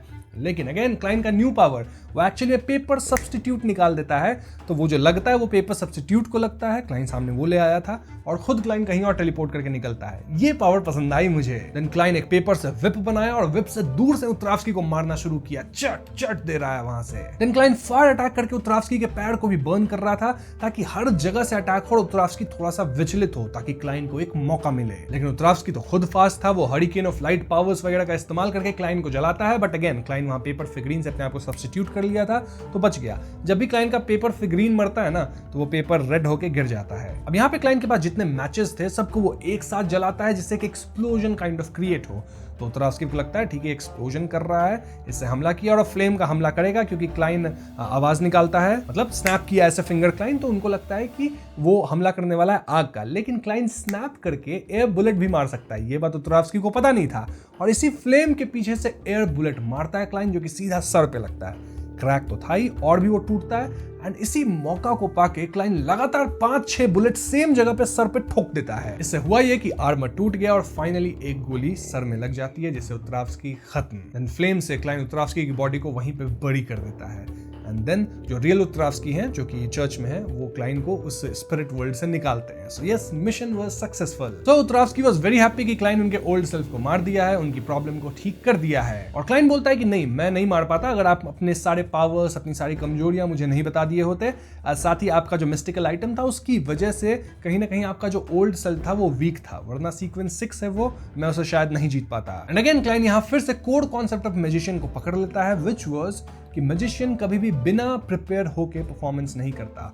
Always perform when you are prepared. तो हाँ, जैसा प्रॉमिस किए थे उत्तरावस्की, सबसे पहले उसको अपोथेकेरी का फॉर्मूला मिलता है और यहाँ उत्तरावस्की के पास 2 मिस्टिकल आइटम्स थे, जिसमें से एक क्लाइन को चूज करना है। पहला था एक नीडल ट्यूब और कंटेनर, इससे आप अपना खून निकाल सकते हो। एंड देन इसी खून को स्टोर करके जब आप अपने अंदर इंजेक्ट करोगे तो कुछ समय के लिए टेम्पररी आपकी सारी पावर्स एम्पलीफाई हो जाएगी बहुत ज्यादा। इनफैक्ट आपकी जो इंजरीज होगी वो भी हील हो जाएगी। लेकिन इसका नेगेटिव साइड इफेक्ट ये है कि जिस वक्त आप अपना खून निकालते हो उसमें स्टोर करने के लिए, तो 12 घंटे तक आप बहुत ही ज्यादा वीक स्टेट में होंगे। देन आप इसका इस्तेमाल वीक में एक बार ज्यादा नहीं कर सकते, वरना आपकी जो रैशनैलिटी एंड रैशनल थिंकिंग वो खराब होने लग जाएगी। और अगर आप इसको आधा घंटे से ज्यादा अपने साथ कैरी करते हो तो आप न्यूरोटिक हो जाओगे, मतलब इरिटेट होने लग जाओगे, आपका मतलब मेंटल जो बैलेंस है वो बिगड़ने लगेगा। क्लाइन सोचता है नहीं नहीं नहीं, बियॉन्डर की दुनिया में मेंटल बैलेंस कभी नहीं बिगाड़ने का, ठीक है, और वीक नहीं रहने का, वरना कभी भी कुछ भी हो सकता है, कंट्रोल भी लूज हो सकता है। तो ये तो मेरे को नहीं चाहिए। अब दूसरा मिस्टिकल आइटम था एक मास्टर की। इस मास्टर की मदद से आप किसी भी लॉक को खोल सकते हो, कंसिडरिंग कि उस लॉक के ऊपर किसी तरह की बियॉन्डर पावर्स नहीं है। अब मान के चलो कोई एक रूम है जहां डोर ही नहीं है, आप अंदर कैसे जाओगे? तो ये जो है ना, आपको एक इनविजिबल पैसेज, इनविजिबल नहीं, एक इल्यूजरी पैसेज जैसा बना देगा, जिससे पास होके आप उस रूम के अंदर जा सकते हो। देन इसकी की जो स्पिरिचुअलिटी है वो कहीं ना कहीं रिस्ट्रेन्ड है, तो कोई दूसरा बियॉन्डर समझ नहीं पाएगा कि ये की इसकी के अंदर किसी तरह की पावर है, उसे ये एक नॉर्मल की ही दिखेगा। अब डेंजर क्या है? डेंजर ये है कि जो भी आदमी इस की को लेके घूमता रहता है ज्यादा समय तक, वो ओकेजनली खो जाएगा, मतलब कहीं से कहीं पहुंच जाएगा अचानक से, और उसको पता नहीं चलेगा कि मैं कहां आ गया, खो जाएगा बेसिकली। क्लाइन सोचता है नहीं नहीं, ये कोई बहुत बड़ी डिमेरिट नहीं है, मेरे पास सीयर वाला इंट्यूशन है ना, तो मैं खोऊंगा तो नहीं, मैं निकल ही जाऊंगा। और जहां तक बात है कोई भी डोर को खोल लेना, कहीं से कहीं निकल जाना, तो ये एक अच्छी पावर है, लाओ मास्टर की दे दो। तो इसके बाद क्लाइन घर आया, आराम से सो गया। नेक्स्ट डे मॉर्निंग उठा, जो कि संडे था, न्यूज़पेपर वगैरह लाया। देन उसे इसेनगार्ड का लेटर मिला था, और इसेनगार्ड इस लेटर में वही 2 केस के बारे में लिख रहे थे जो कि क्लाइन उनको लिख के भेजा था। इसेनगार्ड भी शायद पहले से लिख के भेज दिए होंगे क्लाइन को। So yeah, if you see, great minds think alike. Then Klein देखता है कि उसके जो लैंडलॉर्ड है ना, मिस्टर एंड मिसेस सैमस, वो लोग एकदम बन ठन के कहीं निकल रहे हैं। क्लाइन पूछता है कहाँ चले सुबह सुबह एकदम बन ठन के? मिसेस सैमस बताती है कि मेरी एक्चुअली में नेशनल एटमॉस्फेरिक पोल्यूशन काउंसिल को ज्वाइन कर चुकी है, और आज एक ग्रैंड बॉल है, तो वहीं जा रहे हैं ये लोग। उस काउंसिल के चेयरमैन है सर ड शॉ, और फर्स्ट सेक्रेटरी है mister Hibbert hall. Hibbert hall family कौन? ऑफ कोर्स ऑड्री के फैमिली से लोग हैं वहां पे, और अर्ल हॉल के ही यहाँ पे ये बॉल हो रहा था, और ये जो हिबर्ट है वो एक्चुअली में ऑड्री का भाई है। एनीवेज क्लाइन कहता है कि जाओ आप लोग एंजॉय करो, मेरे को काम है घर पे, मैं बैठता हूँ। खैर इसके बाद वो इसेनगार्ड के लेटर्स को और अच्छे से देखता है, जहां पे इसेनगार्ड बताया था कि पिछले ये जो 2 केसेस है जिनके बारे में इसेनगार्ड बात कर रहा था, वहां से एक्चुअली 4 सस्पेक्ट थे। सबसे पहले एक बंदा था जिसकी माँ प्रोस्टिट्यूट थी, और वो इस बंदे को गलत तरीके से ट्रीट करती थी, तो ये अपनी माँ को ही शायद मारा होगा, तो इस बंदे पे शक था। लेकिन ये बंदा हो नहीं सकता, क्योंकि 6 महीने बाद ही उस केस के वो एक गैंग वॉर में काफी इंजर हो गया था और खत्म हो गया था। और बाकी 3 लोग जो सस्पेक्ट्स हैं वो अभी भी हैं, वो हो सकते हैं शायद सीरियल किलर, लेकिन चांसेस कम है। क्यों, आपको बताता हूं मैं। तो पहला जो सस्पेक्ट है वो पिछले कुछ सालों में कई बार जगह बदला था, पुलिस उसका ट्रैक खो चुकी है और उसे ढूंढने में और टाइम चाहिए था। दूसरा जो है सस्पेक्ट वो बैंकरप्ट हो चुका है और नॉर्थ बोरो से शिफ्ट होकर ईस्ट बोरो में आ गया है, जबकि तीसरा अभी भी उसी गली में अपनी ग्रोसरी शॉप चला रहा है। तो हाँ, इन 3 सस्पेक्ट्स के बारे में क्लाइन को पता चल गया। क्लाइन क्या करता है, ये इन्फॉर्मेशन स्टुअर्ट को फॉरवर्ड कर देता है, ताकि स्टुअर्ट पता लगा सके कि इन तीनों के साथ क्या चल रहा है। अगर इन तीनों में से कोई भी थोड़े से इरिटेटेड दिख रहे हो, परेशान दिख रहे हो, कुछ गुप्त काम कर रहे हो, तो वही होगा।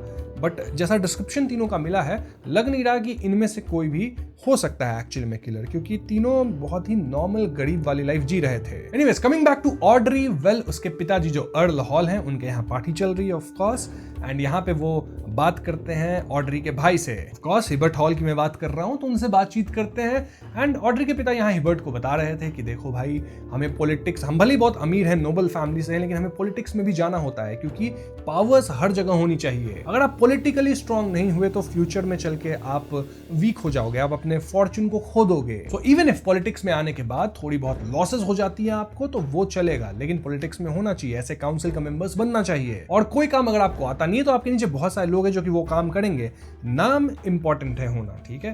तो यही सब ज्ञान दे रहे थे पॉलिटिक्स के बारे में। अब ऑड्री तो इन सब में इंटरेस्टेड थी नहीं, वो तो इंटरेस्टेड थी कि कल मंडे है जब होगा टैरो क्लब। तो हाँ, मंडे आ गया, क्लाइन पहुंचा क्विलैक क्लब में, वहां एंजॉय किया थोड़ा, और जब टैरो क्लब का समय आने लगा तो एक रूम में गया, खुद को सील कर लिया और पहुंचा ग्रे फॉग के ऊपर। और याद है ना, ग्रे फॉग में आज एक नई मेंबर आने वाली है, miss magician, who is none other than Fors. तो हाँ, सब लोग ग्रे फॉग में आते हैं, टैरो क्लब के मेंबर्स, और ऑड्री तुरंत नोटिस करती है, ओके नई मेंबर है, एक मिनट, ये लड़की है, कहीं ये फोर्स या शाओ में तो कोई नहीं। जो भी हो, फोर्स यहाँ अपने आप को इंट्रोड्यूस करती है कि मैं मिस मैजिशियन हूँ, सब लोग अपने आप को इंट्रोड्यूस करते हैं कि हम जस्टिस हैं, हैंग्ड मैन है, सन है एंड ऑल दैट। फिर यहाँ बातचीत शुरू होती है और यहाँ सबसे पहले वर्ल्ड बोलता है, जो कि क्लाइन का स्मर्फ अकाउंट है। वो कहता है कि मुझे 2 पाथवे के बारे में जानना है, पहला डेविल पाथवे और दूसरा गार्डियन पाथवे। अब डेविल के बारे में ही वर्ल्ड को जानना था, मतलब क्लाइन को, क्योंकि डेविल पाथवे का ही शायद ये सीरियल किलर है जो कि कर रहा है बैकलैंड के अंदर किलिंग्स। लेकिन वो गार्डियन पाथवे इसलिए जोड़ दिया ताकि लोगों को शक ना हो कि ये जो वर्ल्ड है वो शायद सीरियल किलिंग्स को इन्वेस्टिगेट कर रहा है। नाउ एज एक्सपेक्टेड सन को सब पता था इसके बारे में, उसके सिटी ऑफ सिल्वर में ये सारी नॉलेज भर के है। सन बताने के लिए भी रेडी था, लेकिन बदले में उसे नॉलेज चाहिए ट्रू क्रिएटर के बारे में। फोर्स सोच रही है कि भाई यहाँ क्या बातें हो रही है, कौन से पाथवेज की नाम भी मैंने नहीं सुनी, और ट्रू क्रिएटर की सीधा बात हो रहा है यहाँ पे। ये लोग तो लगता है गॉड लेवल पे डील करते हैं, मैं पता नहीं कौन से क्लब में आके फंस गई हूँ। एनीवेज, तो यहाँ पे वर्ल्ड और सन के बीच में प्राइवेट एक्सचेंज होता है, और यहाँ पे सबसे पहले वर्ल्ड सन को बता देता है ट्रू क्रिएटर के बारे में। वही बात है कि बहुत ट्विस्टेड गॉड है, गंदी बातें आपको सुनाता है, करप्ट कर देता है, फॉलन क्रिएटर है एंड ऑल दैट। और अब बारी आती है सन की, जो कि बताएगा अपने वर्ल्ड को ऑफ कोर्स डेविल पाथवे के बारे में। सन कहता है कि जब अलग अलग प्रजातियों के क्रीचर्स डेविल पोशन पीते हैं तो हर एक में अपने अपने तरह की म्यूटेशन होती है, उनमें वही ट्रेड्स आते हैं जो उनकी स्पीसीज के हिसाब से यूनिक होते हैं। ये सुन के क्लाइंट सोचा, ये भाई मैंने सोचा ही नहीं, ये जो इंसान है या जो कोई भी है, ये जो मार रहा है, सीरियल किलिंग्स कर रहा है, वो जरूरी नहीं इंसान हो, बल्कि जानवर भी हो सकता है, क्योंकि डेविल पाथवे पे जानवर भी हो सकते हैं।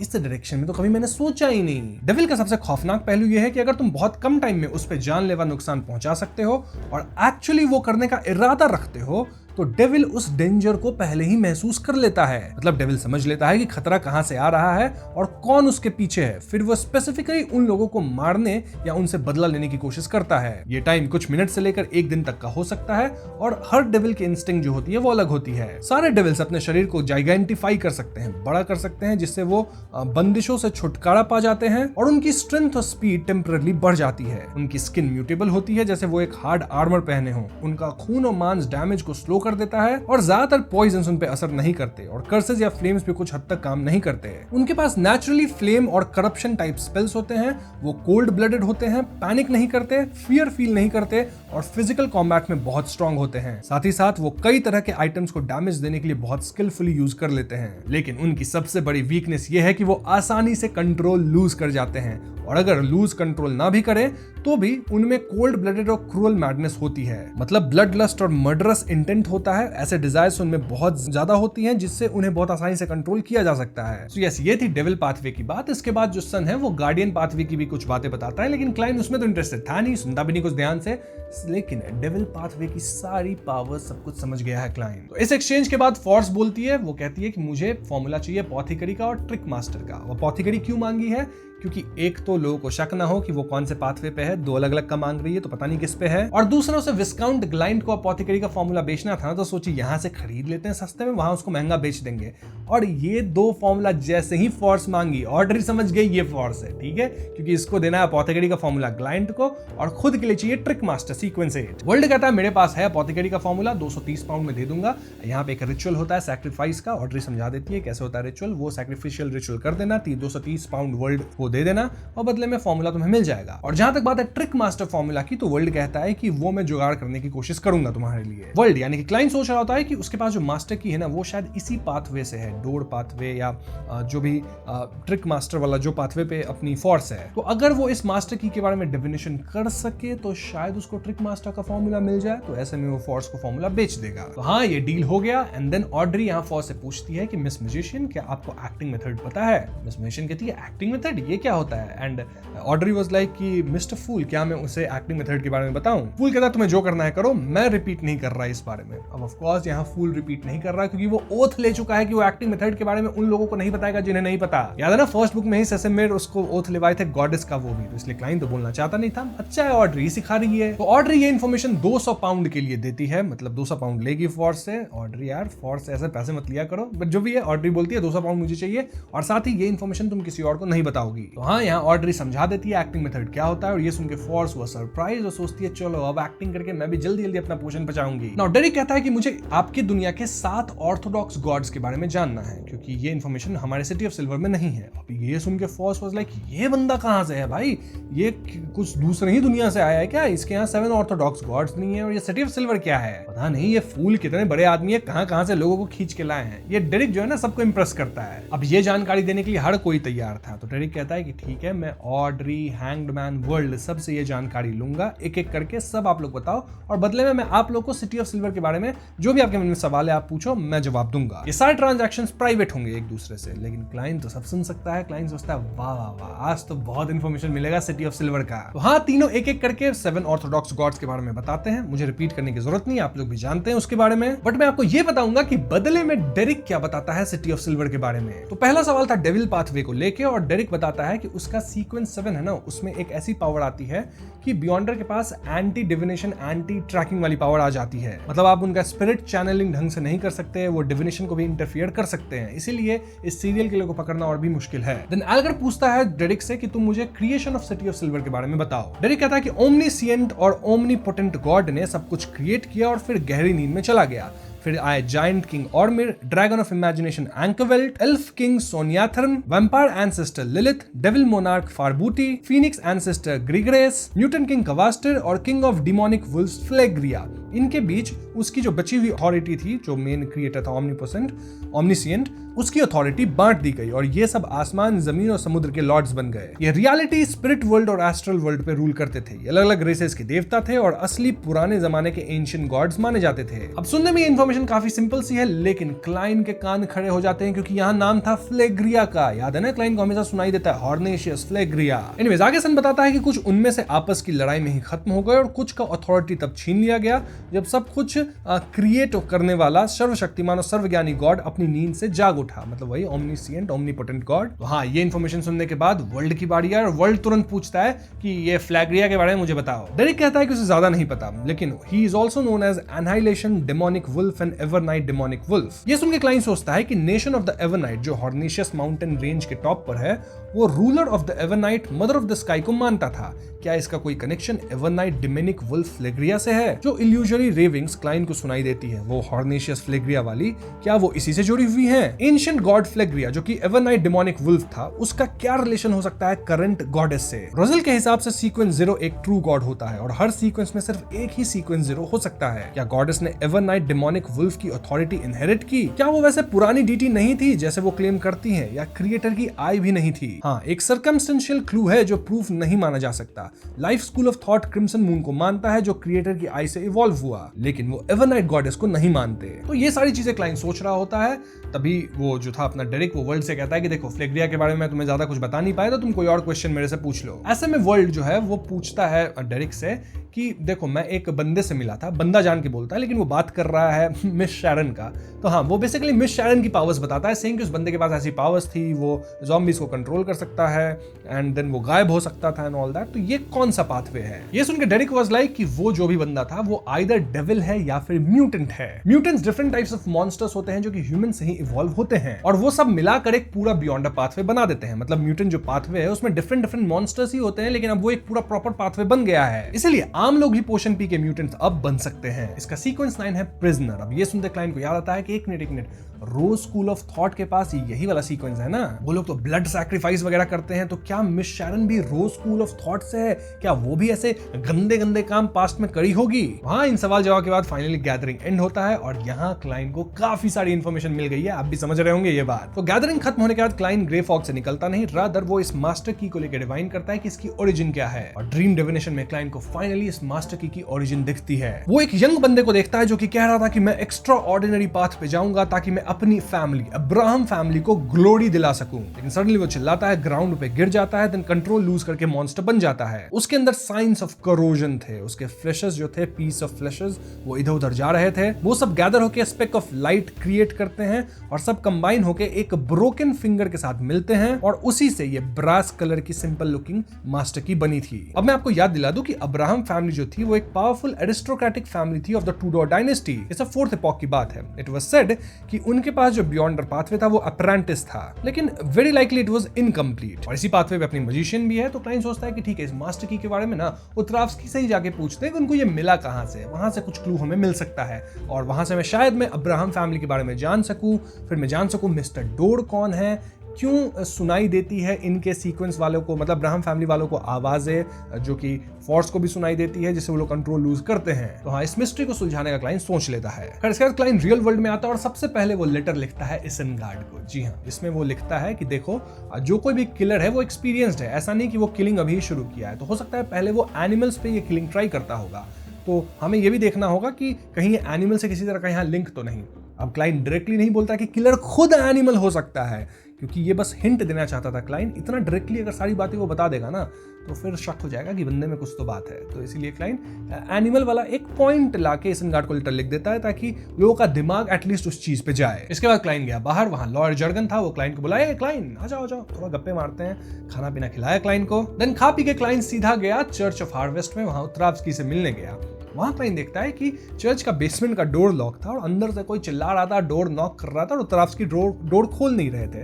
बेसिकली उत्तरावस्की किसी को वहां पे बंदी बना के रखे थे। क्लाइन पूछता है कौन है भाई, क्यों तुम्हें बंदी बनाया गया है? और वो बोलता है मैं एक नोबल सैंग्विन हूं, मैं मून को वर्शिप करता हूं। उत्तरावस्की वाज लाइक ए वैम्पायर है और कुछ नहीं है। और वो बंदा बोलता है मुझे वैम्पायर नहीं बोलने का, ये गंदा नीच वर्ड मेरे को मत बोलो, मैं एक सैंग्विन हूं, सैंग्विन बोलो मुझे। यार क्लाइन इसको इग्नोर करके उत्तरावस्की से पूछता है कि आपको ये मास्टर की आखिर मिला कहां था? उत्तरावस्की बोलते हैं कि उसी से पूछो, वो जो लॉक है उसके पास से ही मिला था मेरे को। अब अंदर जो सैंग्विन था, मतलब वैम्पायर है लेकिन खुद को सैंग्विन, नोबल सैंग्विन कहता है, वो बोलता है कि देखो मैं बता दूंगा मुझे कि कहां से मिला, पहले मुझे छुड़ा लो। और क्लाइन कहता है कि देखो भाई, मेरे पास यहाँ उत्तरावस्की का वो कैंडल वाला मिस्टिकल आइटम है, तुम्हारे सोल में घुस के सारे आंसर निकाल लूंगा, पीटूंगा अलग से, तो चुपचाप बताओ जो पूछ रहा हूँ। ऐसे में सैंग्विन डर जाता है, कहता है तुम मेरे से इस तरह से बात नहीं कर सकते, मैं नोबल हूँ ये वो। बट देन फाइनली बताता है कि उसको ये की मिला कहां से। तो बेसिकली सैंग्विन्स या वैम्पायर्स को खून पीना होता है, राइट? ये नेचुरल सैंग्विन है। वैसे एक पाथवे भी आता है इसका, बाद में बताऊंगा कभी। बट हाँ, इसको खून पीना होता है इंसान का। तो ये क्या करता था, ब्लड बैंक में जाता था, वहां से खून चोरी करके पीता था। रियल लाइफ में इंसान को कभी हार्म नहीं करता था। रादर रियल लाइफ में तो ये एक डॉक्टर है जो कि इंसान के प्रॉब्लम्स को ठीक करता है, जैसे पॉथिकरी ना कुछ दवा वगैरह बनाता है, वैसे ही ये भी बनाता है। तो एक दिन ऐसे ही जब वो ब्लड बैंक में ब्लड चोरी करने गया तो वहां उसको एक थीफ मिला, एक चोर मिला जो कि गलती से ब्लड बैंक में आ गया था। वो एक्चुअली में हॉस्पिटल के फाइनेंस वाले एरिया में जाके पैसे चुराना चाहता था, बट ब्लड बैंक में आ गया समहाउ। उसी चोर के पास एक्चुअली में मास्टर की था और वो चोर उस मास्टर की मदद से खूब सारी चोरी किया था ना। उस चोर को मास्टर की मिला कहां से था? वेल, एक बार वो ऐसे ही एक घर में चोरी करने गया था जहां उसे एक की मिला। पहले तो चोर को लगा कि ये सेफ का की होगा, लेकिन बाद में चोर को पता चला कि अरे इस की से तो मैं कुछ भी खोल सकता हूं।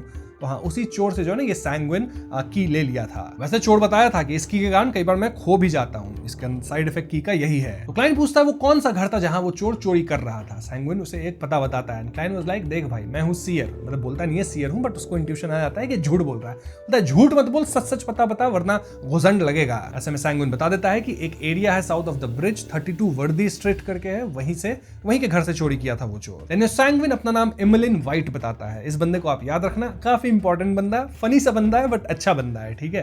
तो याद रखना, एमिलिन वाइट नाम है इसका। सैंग्विन है, मतलब है तो वैम्पायर लेकिन अपने को सैंग्विन कहता है। वैम्पायर वर्ड उसके लिए गंदी वर्ड हो गई, एक तरह से गाली जैसी हो जाती है, तो गुस्सा आ जाता है वैम्पायर सुन के। तो क्लाइंट सोचता है चलो इस 32 वर्दी स्ट्रीट पे जाना होगा, पहले डिवाइन करते हैं वहां जाना ठीक है कि नहीं। तो पता चला डेंजर है, लेकिन बहुत ज्यादा डेंजर तो नहीं है। वैसे क्लाइंट जाता नहीं फिलहाल वहां, क्योंकि मजिशियन कभी भी अनपरफॉर्म्ड प्रिपेयर नहीं करता, तो पहले प्रिपरेशन करना जरूरी है। तो क्लाइंट गया अपने घर, सो गया। अगले दिन से स्टुअर्ट का लेटर आता है जहां पे स्टुअर्ट स्टुअर्ट उन 3 सस्पेक्ट्स के बारे में बता दिया था। अब 2 तो उसमें से नॉर्मल हैं, कुछ इधर उधर नहीं है, लेकिन एक जो है वो ग्रोसरी में मतलब वहीं पे रहता है, अपना वहीं पे लाइफ जीता है, लेकिन वो भी इरिटेटेड ऐसा तो नहीं दिख रहा। तो लग नहीं रहा कि इन 3 में से कोई सीरियल किलर है, बट स्टुअर्ट नजर रखेगा। अब याद है ना आज कौन सा दिन है? ग्रे फॉग की मीटिंग का नेक्स्ट डे, यानी मंडे नहीं, ट्यूसडे। और ट्यूसडे को याद है क्या होने वाला था? रॉयल म्यूजियम में एम्परर रोजेल की मेमोरियल एग्जीबिशन थी, जहां क्लाइन जाने का प्लान किया था। क्लाइन अब तैयार होकर सोचता है चलो चलो जल्दी से 9 बजे मैं पहुंच जाऊंगा म्यूजियम। उधर हम ऑड्री को देख पाते हैं जो कि खुद जाना चाह रही थी रोजेल के म्यूजियम में। क्यों? क्योंकि ऑफ कोर्स डायरी कलेक्ट करने ना रोजेल के पेजेस के, सोच रही थी म्यूजियम में कहीं कुछ मिल जाए। और ऐसे में ऑड्री के पिता अर्ल हॉल थे, वो कहते हैं बेटी तुम इतनी अमीर हो, तुम क्यों जाओगी नॉर्मल लोगों के साथ 9 से 6 के बीच में? ना ना ना, मैं तुम्हें एक्सक्लूसिव एंट्री दिलवाऊंगा 6 बजे के बाद, ठीक है? तो तुम भीड़ भाड़ में मत जाओ, आराम से चिल करो, शाम में जाना आराम से, अकेली रहोगी, तुम बस होगी और कोई नहीं हो, और तुम्हें एक टूर दिया जाएगा, वो भी एकदम पर्सनल। जो भी हो, coming back to Klein, Klein पहुंच गया 20 लोग के ग्रुप के साथ गरीब क्लाइन अपना म्यूजियम में देखने के लिए, और एक गाइड थी सब कुछ बता रही थी कि ये देखिए एम्परर रोजेल का पॉटी करने वाला जगह है, कितना अच्छा है, उन्होंने ही इन्वेंट किया था वेस्टर्न स्टाइल वाला ये पॉटी। ये सब चीजें दिखा रही है वो एम्परर रोजेल की। ये देखिए एम्परर रोजेल की डायरी, इसमें मिस्टीरियस सिंबल है, इसके अंदर बहुत ज्यादा मीनिंग है, शायद ये रोमांटिक हो सकती है। और डायरी की एक पेज क्लाइन को दिखती है जिसमें एम्परर रोजेल लिखे थे कि मुझे हो गया कॉन्स्टिपेशन।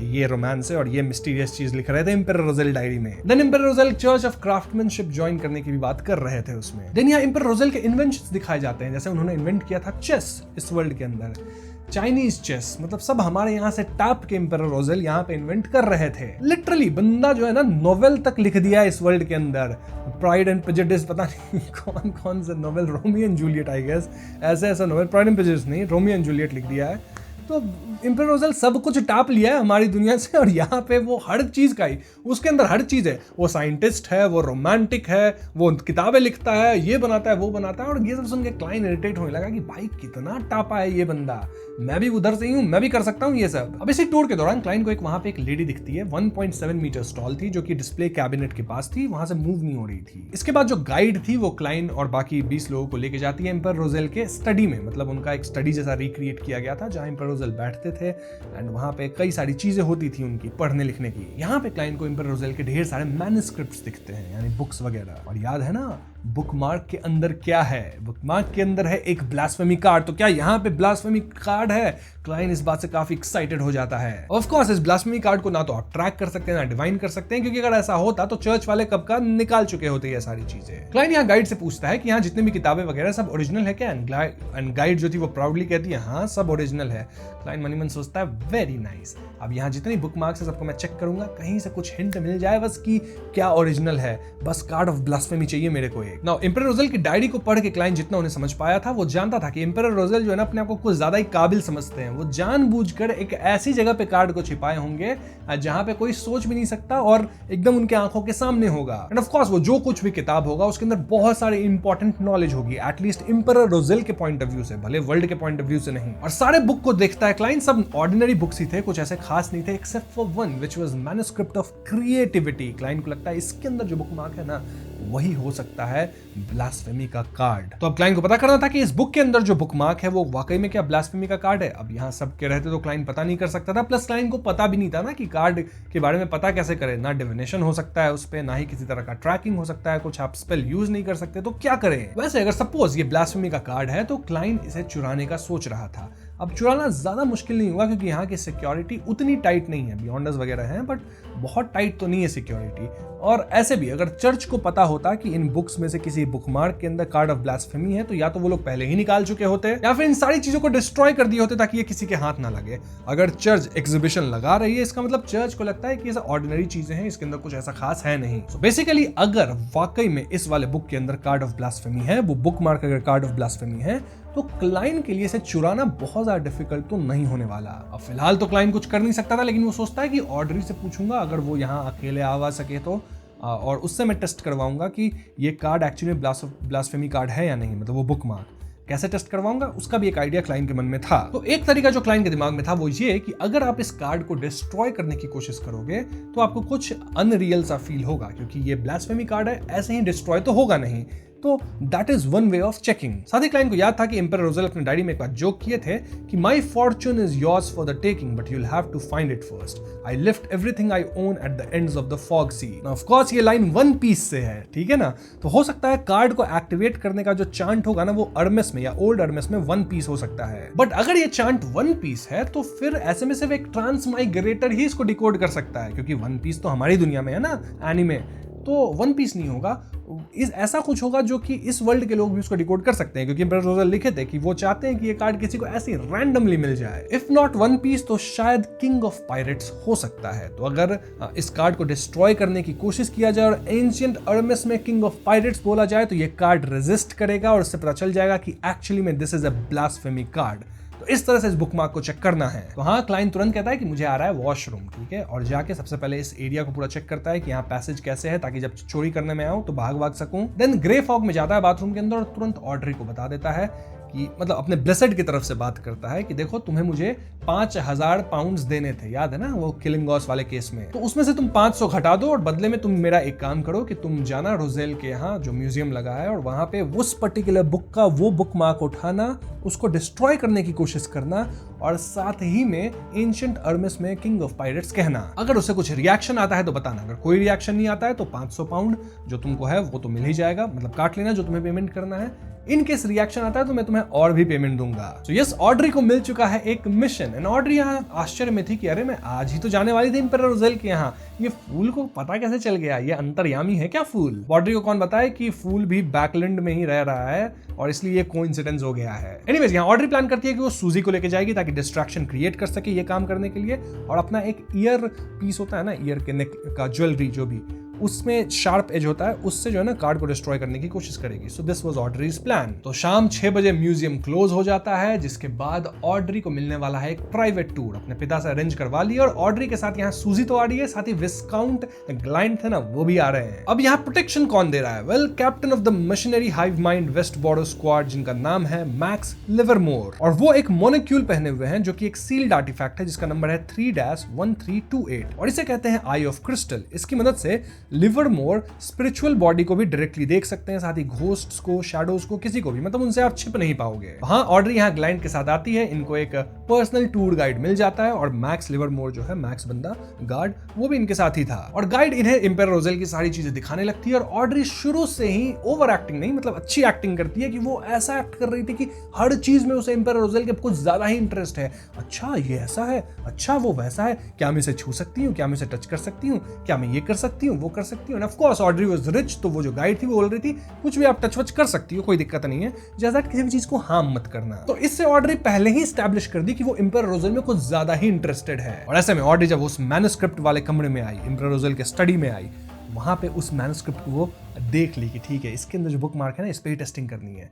तो ऑड्री धीरे से अपना कान का झुमका निकाली एंड देन उससे पियर्स करने की कोशिश करी बुक मार्क को, और कोई देख ना ले इसके लिए जो है ना सूजी को इशारा कर दी और सूजी वहां भौंकने लगी, पागल जैसा नाचने लगी। तो मैक्स का ध्यान उधर चला गया, इन जनरल सबका ध्यान सूजी पे चला गया और ऑड्री तुरंत अपने मतलब उस इयररिंग से पियर्स करने की कोशिश की इस कार्ड को एंड देन एंशिएंट अर्मेस में बोल भी दी पायरेट किंग। नाउ ऐसा करते ही ऑड्री को रेजिस्टेंस फील हुआ, यानी कि वो बुक मार्क को एक्चुअली में डिस्ट्रॉय नहीं कर पाए, उसको कुछ इनविजिबल फोर्स सा फील भी हुआ। ऑड्री समझ गई कि यहाँ कुछ तो गड़बड़ है, ये ऑर्डिनरी बुकमार्क तो नहीं है। तो तुरंत ऑड्री बुकमार्क को वापस से रख देती है एंड फिर ईयर रिंग गिरने का नाटक करती है, उठाती है। Situation was normal and she was very happy कि वो अपना मिशन कर चुकी है सक्सेसफुल। तो घर आके ऑड्री सीधा मिस्टर फूल को रिपोर्ट करती है कि वो बुकमार्क एक्चुअली में एक्स्ट्रा ऑर्डिनरी है। साथ ही ऑड्री पूछती भी है कि वो बुकमार्क आखिर है क्या। क्लाइन में सोचता है अभी नहीं बताऊंगा, अगर मैं इसे चोरी कर लिया तो मैं ऑड्री को जरूर बताऊंगा कि ये बुकमार्क है क्या। So it's time for Klein to rob the museum. अब म्यूजियम में चोरी करने की बारी, और एक मैजिशियन बिना प्रिपेयर किए परफॉर्म नहीं करता है, तो it's time for some preparations. तो सबसे पहली चीज ये कि क्लाइन उस बुकमार्क को जाके रिप्लेस नहीं कर सकता, क्योंकि अगर रिप्लेस करेगा तो शक ऑड्री पे जाएगा, क्योंकि लास्ट टाइम म्यूजियम के अंदर ऑड्री ही गई है, आज ही रात क्लाइन चोरी करने वाला है। इसीलिए क्लाइन का प्लान था कि वो सिर्फ बुकमार्क नहीं बाकी और भी चीजें कुछ चुराएगा, ताकि ऐसा लगे कि ऑड्री के जाने के बाद एक्चुअली में ये रॉबरी हुई है, ऑड्री पे शक नहीं जानी चाहिए। क्लाइन का इनिशियल प्लान था कि उसके घर से जो है ना एक्चुअली में म्यूजियम नजदीकी था, तो स्पिरिट फॉर्म में हो जाता है ना, अपने आप को कॉल करके स्पिरिट मीडियम से गुजर के वहां जो गेट वेट से गुजर के स्पिरिट फॉर्म में आता है, तो उस फॉर्म में जाएगा। अब तो थोड़े उसको पावर भी आ जाता है, स्पिरिट फॉर्म में उठा सकता है सामान, बुकमार्क ही उठाना है, उठा के भागेगा। बट इस प्लान में एक प्रॉब्लम थी, उसके लिए उसे थोड़ा डिस्टेंस ट्रैवल करना पड़ेगा स्पिरिट बॉडी होके। एंड अभी ये करना बहुत ज्यादा रिस्की था, क्योंकि अभी जो है ना बैकलैंड के स्ट्रीट्स पे हाई सीक्वेंस बियॉन्डर्स घूम रहे हैं वो सीरियल मर्डर्स के कारण। तो इसलिए क्लाइंट सोचता है नहीं मुझे जो है ना सबसे पहले कोई ऐसी जगह पे जाना पड़ेगा जो कि म्यूजियम से एकदम नजदीक है, मतलब एक रोड छोड़ के ऐसा कुछ जहां मैं अगर स्पिरिट मीडियम से जल्दी से ट्रैवल भी करूं तो कोई मुझे देख ना पाए। तो हाँ, क्लाइंट इधर तो घूमते हुए एक क्रॉस रोड पे गया जो कि जस्ट ऑपोजिट रोड पे था। वहां पे एक घर था, काइंड ऑफ जगह था, मतलब उसके अंदर घुसा, वहां के किचन में घुस गया और किचन के स्टोर रूम में घुस गया। कैसे घुस गया? मास्टर की मदद से। ऑफ कोर्स मास्टर की से वो घुस सकता है। देन स्टोर रूम को स्पिरिचुअलिटी से कवर कर गया एंड देन अपने स्पिरिट फॉर्म में आया, क्योंकि अब वह बारी है चोरी करने की। वहीं अगर बात की जाए कि सिक्योरिटी कैसी है मतलब म्यूजियम की, तो वहां ढेर सारे सिक्योरिटी गार्ड्स हैं, 4 गार्ड बाहर, 4 गार्ड अंदर। और जहां पे मतलब रोजेल का स्टडी है, जहां इंपॉर्टेंट चीजें हैं, वहां मैक्स लिवरमोर भी वो सील्ड आर्टिफैक्ट लगा के खड़ा है। इसके अलावा ग्लास डिस्प्ले में एक आइटम था, ये रंग बिरंगे ब्लॉक्स का एक कलेक्शन था जिसे जोड़कर म्यूजियम के पहले फ्लोर का छोटा सा लेआउट बनाया गया था। ये भी एक सील्ड आर्टिफैक्ट था। जैसे इन ब्लॉक्स को किसी बिल्डिंग के शेप में जोड़ दिया जाए, ये उस रियल बिल्डिंग के साथ कनेक्शन बना लेते हैं और कोई भी अंदर घुस जाए तो ये तुरंत रिएक्ट करता है और अपनी सरफेस को श्रिंक कर देता है, मतलब जो भी घुसा उसे पकड़ लिया जाएगा। और हाँ, इसके काफी सारे लिमिटेशंस भी हैं, जैसे डिस्टेंस दूर नहीं हो सकता, और अगर ब्लॉक्स की गिनती बिल्डिंग के पूरा शेप बनाने लायक ना हो तो आर्टिफैक्ट काम नहीं करता, और बिना एक्सटर्नल मदद के इसके अंदर फंसा हुआ कोई आदमी या चीज बाहर नहीं निकल पाएगा, लगभग इम्पॉसिबल होता है। तो ये सब यहाँ प्रोटेक्शन है, बट स्टिल क्लाइन अपने स्पिरिट वाले फॉर्म में निकलता है उड़ते हुए।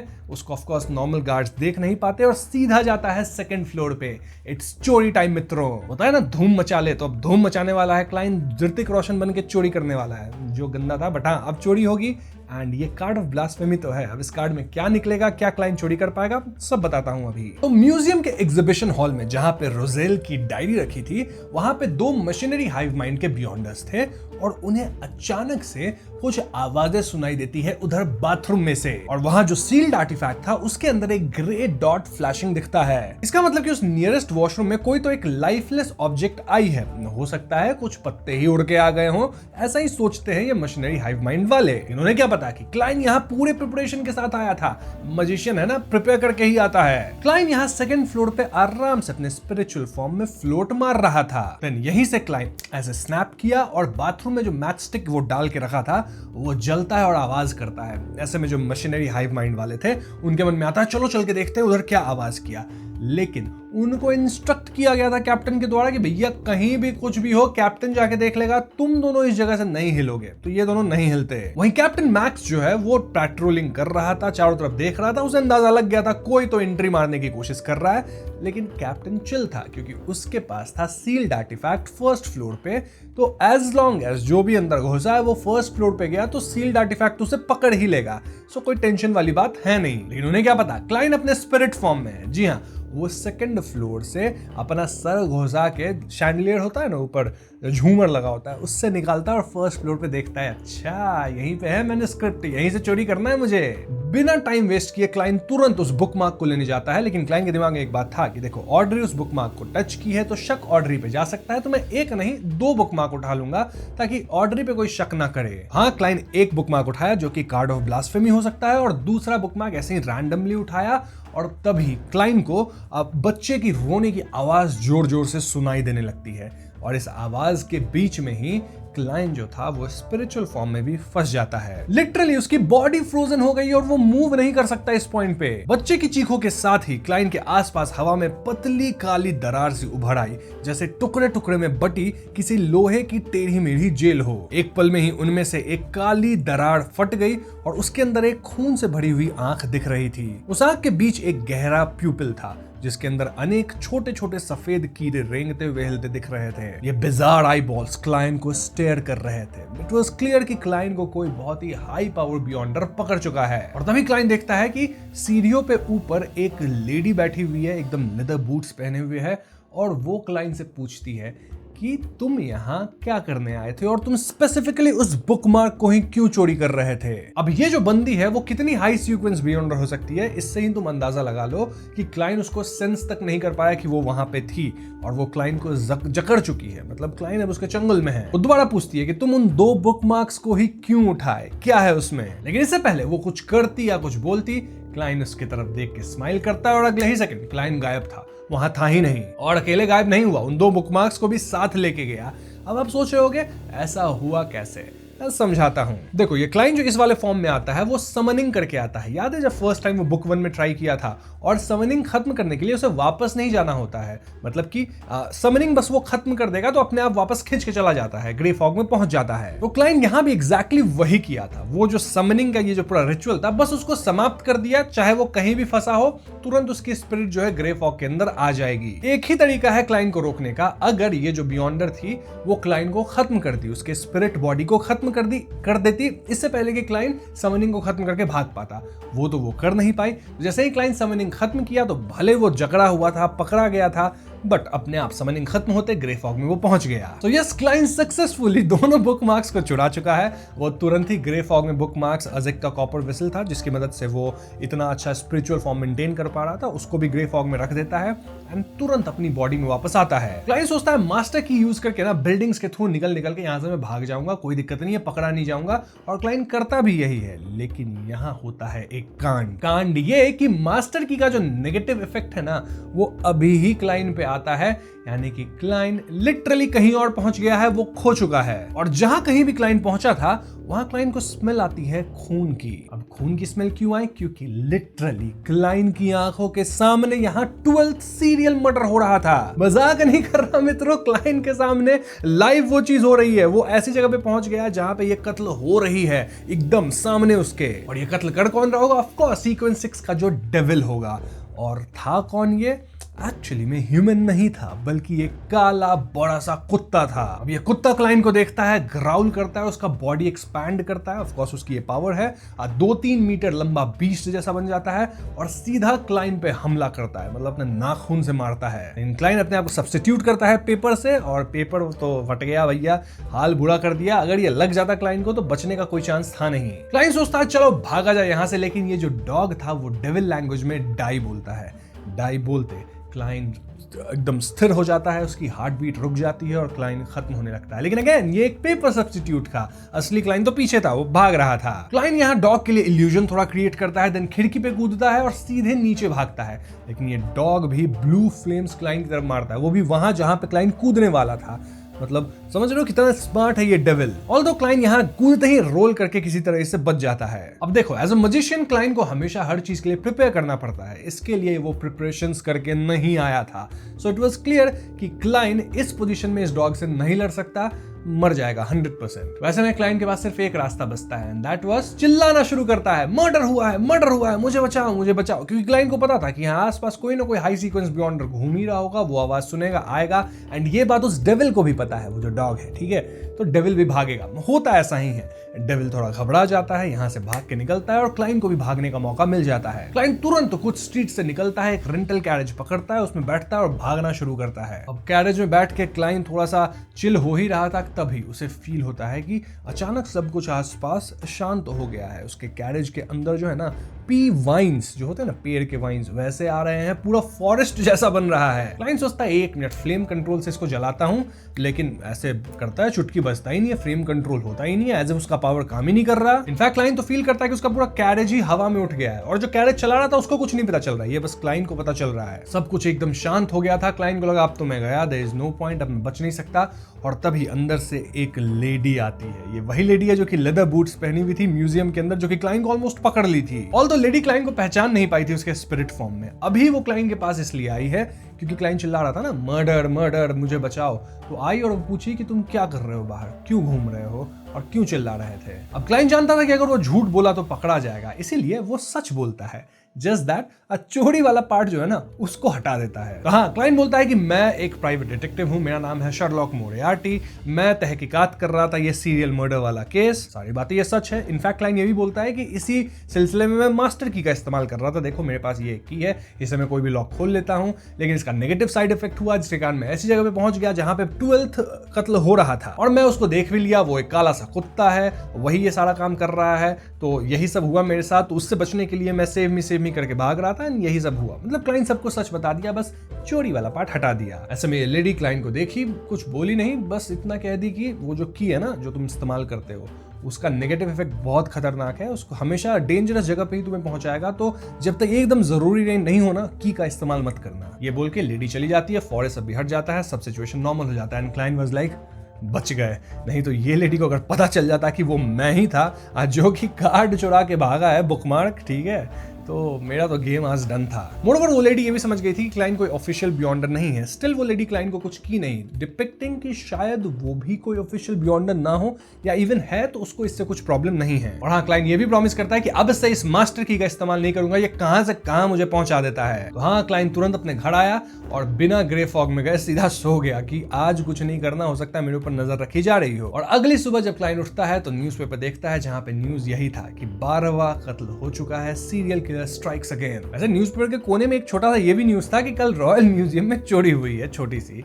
तो हाँ, क्लाइंट सोचता है दोनों कांड जो हुआ है कल, उसमें तो मैं प्रेजेंट था ही। एनीवेज, उसके बाद क्लाइंट जाता है ग्रे फॉग के अंदर और दोनों बुक मार्क को देखता है। उसको पता था ओरिजिनल कौन सा है, एंड उसमें एक पंक्चर मार्क भी था। वो ऑटरी उसको क्या डिस्ट्रॉय करने की कोशिश की थी, उससे एक मार्क बन गया था।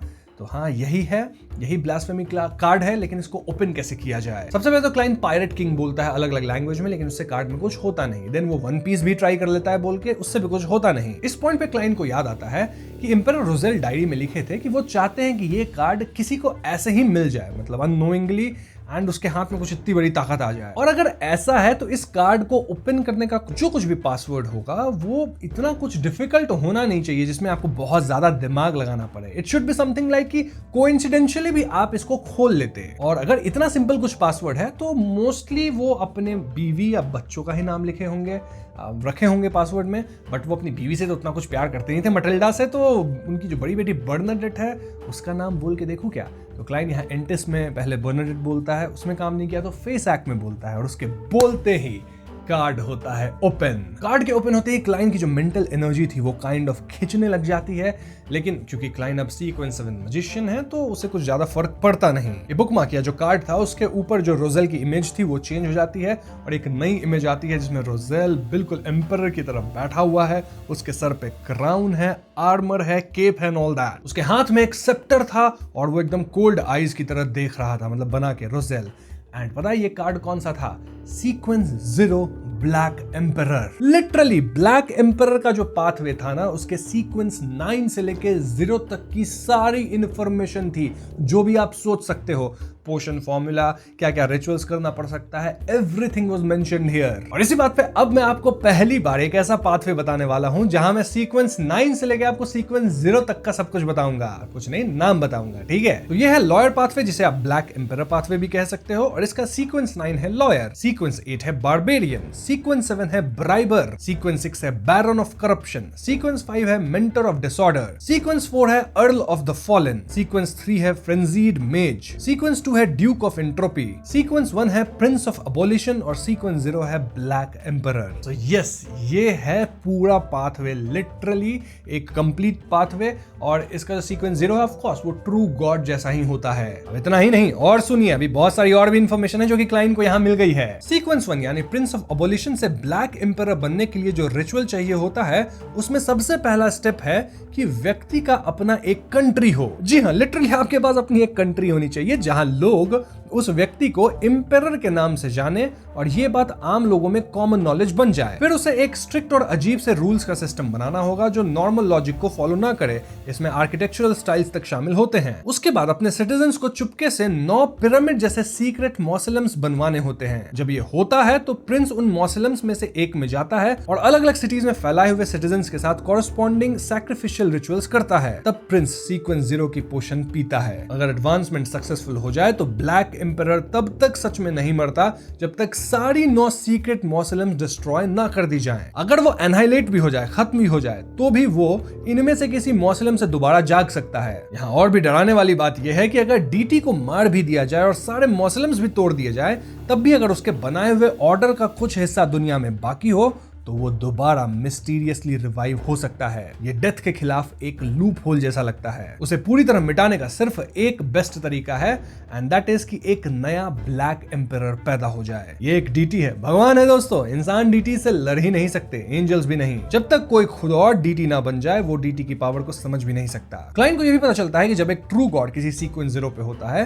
तब कोई सीक्वेंस 1 बियॉन्डर एग्जिस्ट नहीं कर सकता, और जब सीक्वेंस 0 ना हो तब भी ज्यादा से ज्यादा सिर्फ 3 ही सीक्वेंस 1 बियॉन्डर्स हो सकते हैं एट अ टाइम। अब इसके पीछे भी रीजनिंग है कि ऐसा क्यों होता है, क्योंकि जो पोशन बनता है उसका कुछ तो है, अभी नहीं बताऊंगा, बाद में ये चीज आता है। बट आप देख सकते हो कि सीक्वेंस 0 बनने के लिए आपको सिर्फ पोशंस नहीं चाहिए होगा, कितना खतरनाक रिचुअल भी करना पड़ सकता है। देन यहाँ beyond a characteristic indestructibility conservation of law की बातें भी हो रही थी। अब black emperor card of blasphemy के दिए गए 10 सीक्वेंस देखकर क्लाइंट को साफ समझ आ गया था कि इस पाथवे का सबसे बड़ा फीचर है कि इसका शैडो धीरे धीरे ऑर्डर में इवॉल्व होता है। रोजेल ने भी मेंशन किया था कि अगर कोई high sequence बियॉन्डर black emperor card हाथ में रखे तो कार्ड उन इंग्रेडिएंट्स पर सटली रिएक्ट करेगा जो उस बंदे को अगला सीक्वेंस बनाने के लिए चाहिए। हाँ, ये रिएक्शन सिर्फ ब्लैक एम्परर पाथवे के हाई सीक्वेंस बियॉन्डर के लिए होता है। तो हाँ, लिटरली जो टैरो क्लब है क्लाइंट का, इसके पास भी एक कंप्लीट पाथवे है। यूजुअली ये सिर्फ चर्चेस के पास होते हैं। देख रहे हो क्लाइंट कैसे पावरफुल बन रहा है। लेकिन प्रॉब्लम की बात यह है कि क्लाइंट का इस सीक्वेंस से कुछ लेना देना नहीं है, तो क्लाइंट का